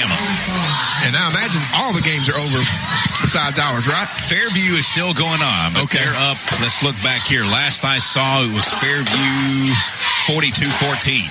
Okay. So overtime procedure in high school football. They'll flip the coin, and you'll get an option to go on offense or defense first, and then the other team will pick their end of the field. The procedure, both teams will get the ball from the 10-yard line. Whoever gets the ball first, if they go in and score, then the other team gets the ball. They get an opportunity. And you do it till somebody wins. I don't have anywhere to be till 9 o'clock tomorrow morning. When we'll be on Beyond the Scoreboard locally on TV 25 in Coleman. You can also watch that on the All About Coleman Facebook page or on the WCQT TV Facebook page. It's Beyond the Scoreboard tomorrow morning with Lexi Anderson and myself, where we recap high school football from around Coleman County, visit with coaches and show highlights. That's tomorrow on Beyond the Scoreboard. Looks like we won the toss and we decided to play defense first, which is what you normally do. That's exactly right. So we're going to, and it looks like we're going to be in on the south end of the stadium, going into the south end zone. So that's where both teams will get the ball from the 10-yard line. We'll be on defense first. Etowah wanted to go away from that Raider band. The band sets on the north end of the stadium. Overtime play will take place on the south end. The open ends here at James W. Shable Stadium. Raider fans on their feet, urging on their defense. What a performance tonight by this Raider football team. Coming in with a freshman quarterback who's never started a varsity game, taking over for the senior Colton Watley, who was injured last week. And what you got to watch right here, I'm thinking if they're going to put Reeves at quarterback and they're going to throw it up to Sissom once they get a little closer. Now Sissom is at quarterback, so we still got to watch these quick slants they like to throw. Etowah will have 4 wide, 3 left, 1 right. Duncan in the backfield. Sissom on a keeper. Keller's got him in the backfield. 4 Raiders are going to sack him back at the 25-yard line. They'll lose 15 yards. What a play by number 9, Zachary Keller. Got back there in the backfield, and Isaiah Owen was back there with him. Guillermo Allday. And Colton Callahan Lindsay also back there. That's a huge loss. Great stop by the Raiders. So now it's 2nd down and goal as we're in overtime here from Good Hope. Tied at 21. They keep Sissom at quarterback. They're from their own 25. 4 wide. Sissom looking deep. Now he throws underneath to Duncan. Lindsay makes the stop on Duncan at about the 15, and he falls forward down to the 12. But it'll be 3rd down and goal now for Etowah.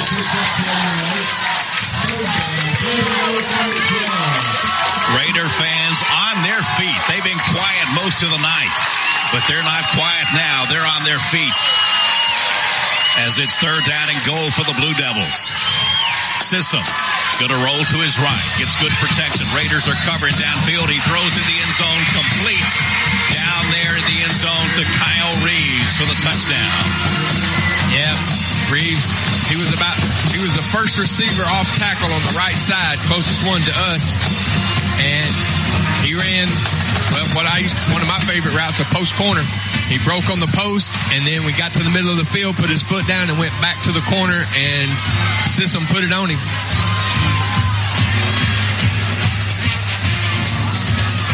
So now Mastella on for the point after for Etowah. This one is huge.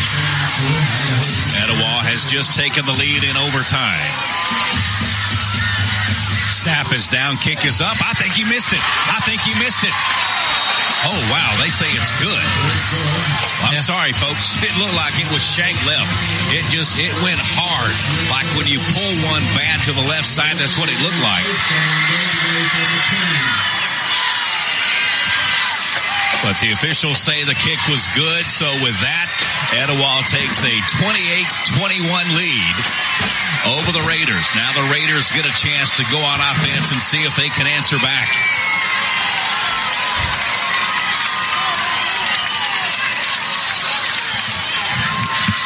Parker Johnson will be in there at quarterback. Diamond formation around him. Running backs on either side and behind him from the shotgun. Inside the Cone. Tyler Cone spinning and finding his way down to the 7-yard line. Give him 3 on the carry. Yeah, just a lead play off the left side. Picks up 3. And we're staying in that diamond formation. It'll be second down and goal for the Raiders. From the 7. We're in overtime. Etowah just took the lead. They scored on their first possession, made it 28-21. Here's the Raiders now. Twins right with Rutherford and Hancock. Diamond formation. High snap to Johnson. He gets it down to Cone, but nowhere to go. The snap was high. Johnson had to leap to gather it in, and by the time he put it in the belly of Cone, Etowah was in the backfield. Been high snaps all night tonight. And you know what? Watley and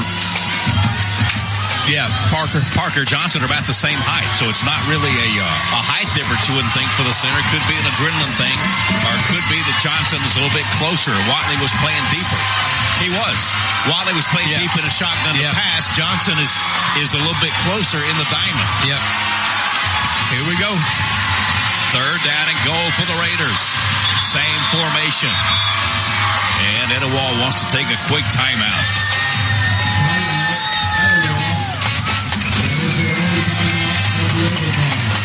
Well, we got 2 plays to get in. Yep.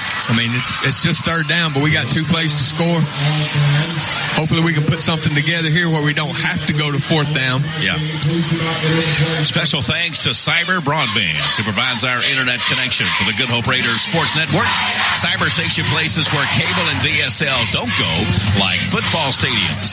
You can learn more about Cyber Broadband on their Facebook page, or you can call Cyber at 734-1077. Cyber Broadband, providing high-speed internet to rural Coleman County since 2004. They also service the industrial parks in downtown. They're the ones who get us our high-speed internet signal so that we can bring high school football to you in crystal clear digital quality here on Coleman's Live 95. Here's third down and goal in overtime for the Raiders from the 10.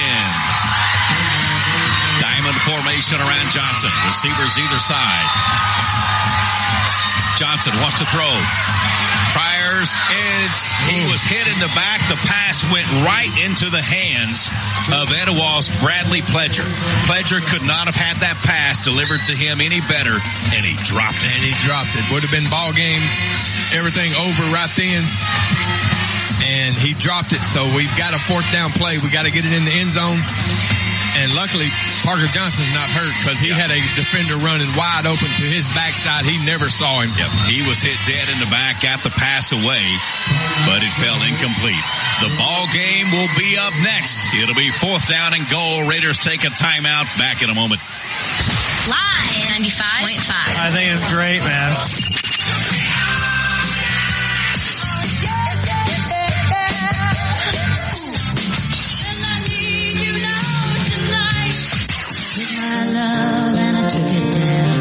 Coleman's Live 95. Beautiful.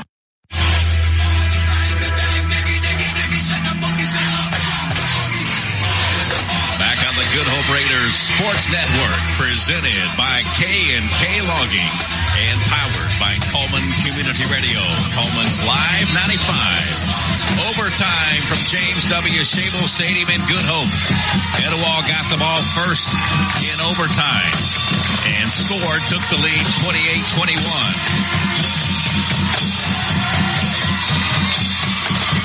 Here's the final play for the Raiders. Fourth down and goal. Trips looks right. One receiver left for Parker Johnson from the shotgun. Johnson looking right. Firing in the end zone. Nope. Incomplete. He wanted to hit Malin over there on a post. Malin was open. The pass just a little bit long. Etowah gets a win over the Raiders. 28-21.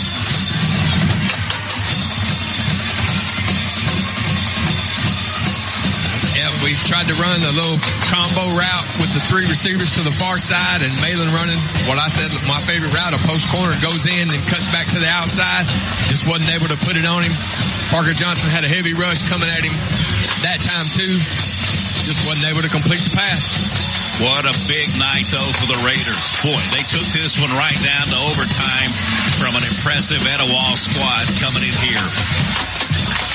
Etowah gets the win, 28-21 over the Raiders. The Raiders will be home again next week.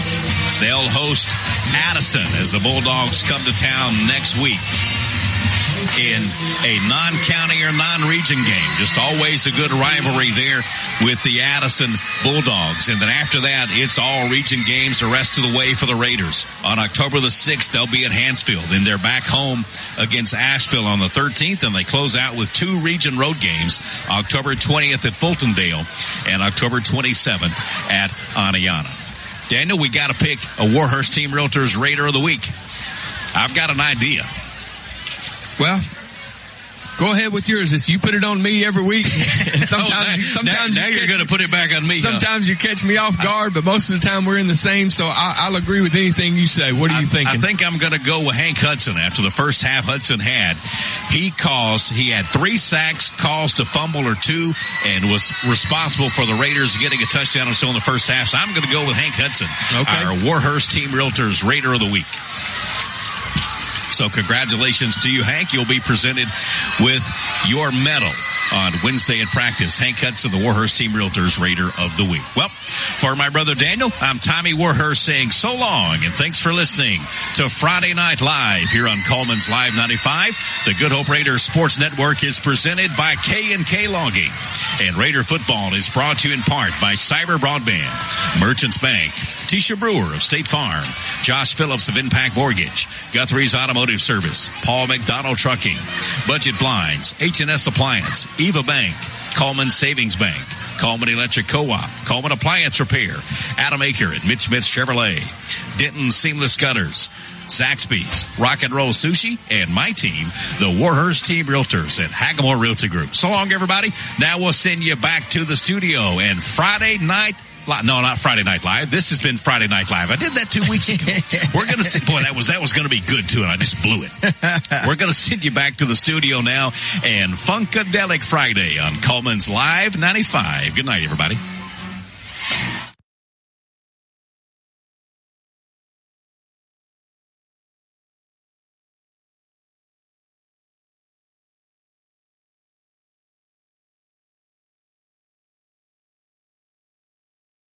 The tender reed, some say love, it is a razor that leaves your soul to bleed. Some say love, it is a hunger and aching need. I say love, it is a flower, and you, it's only seed.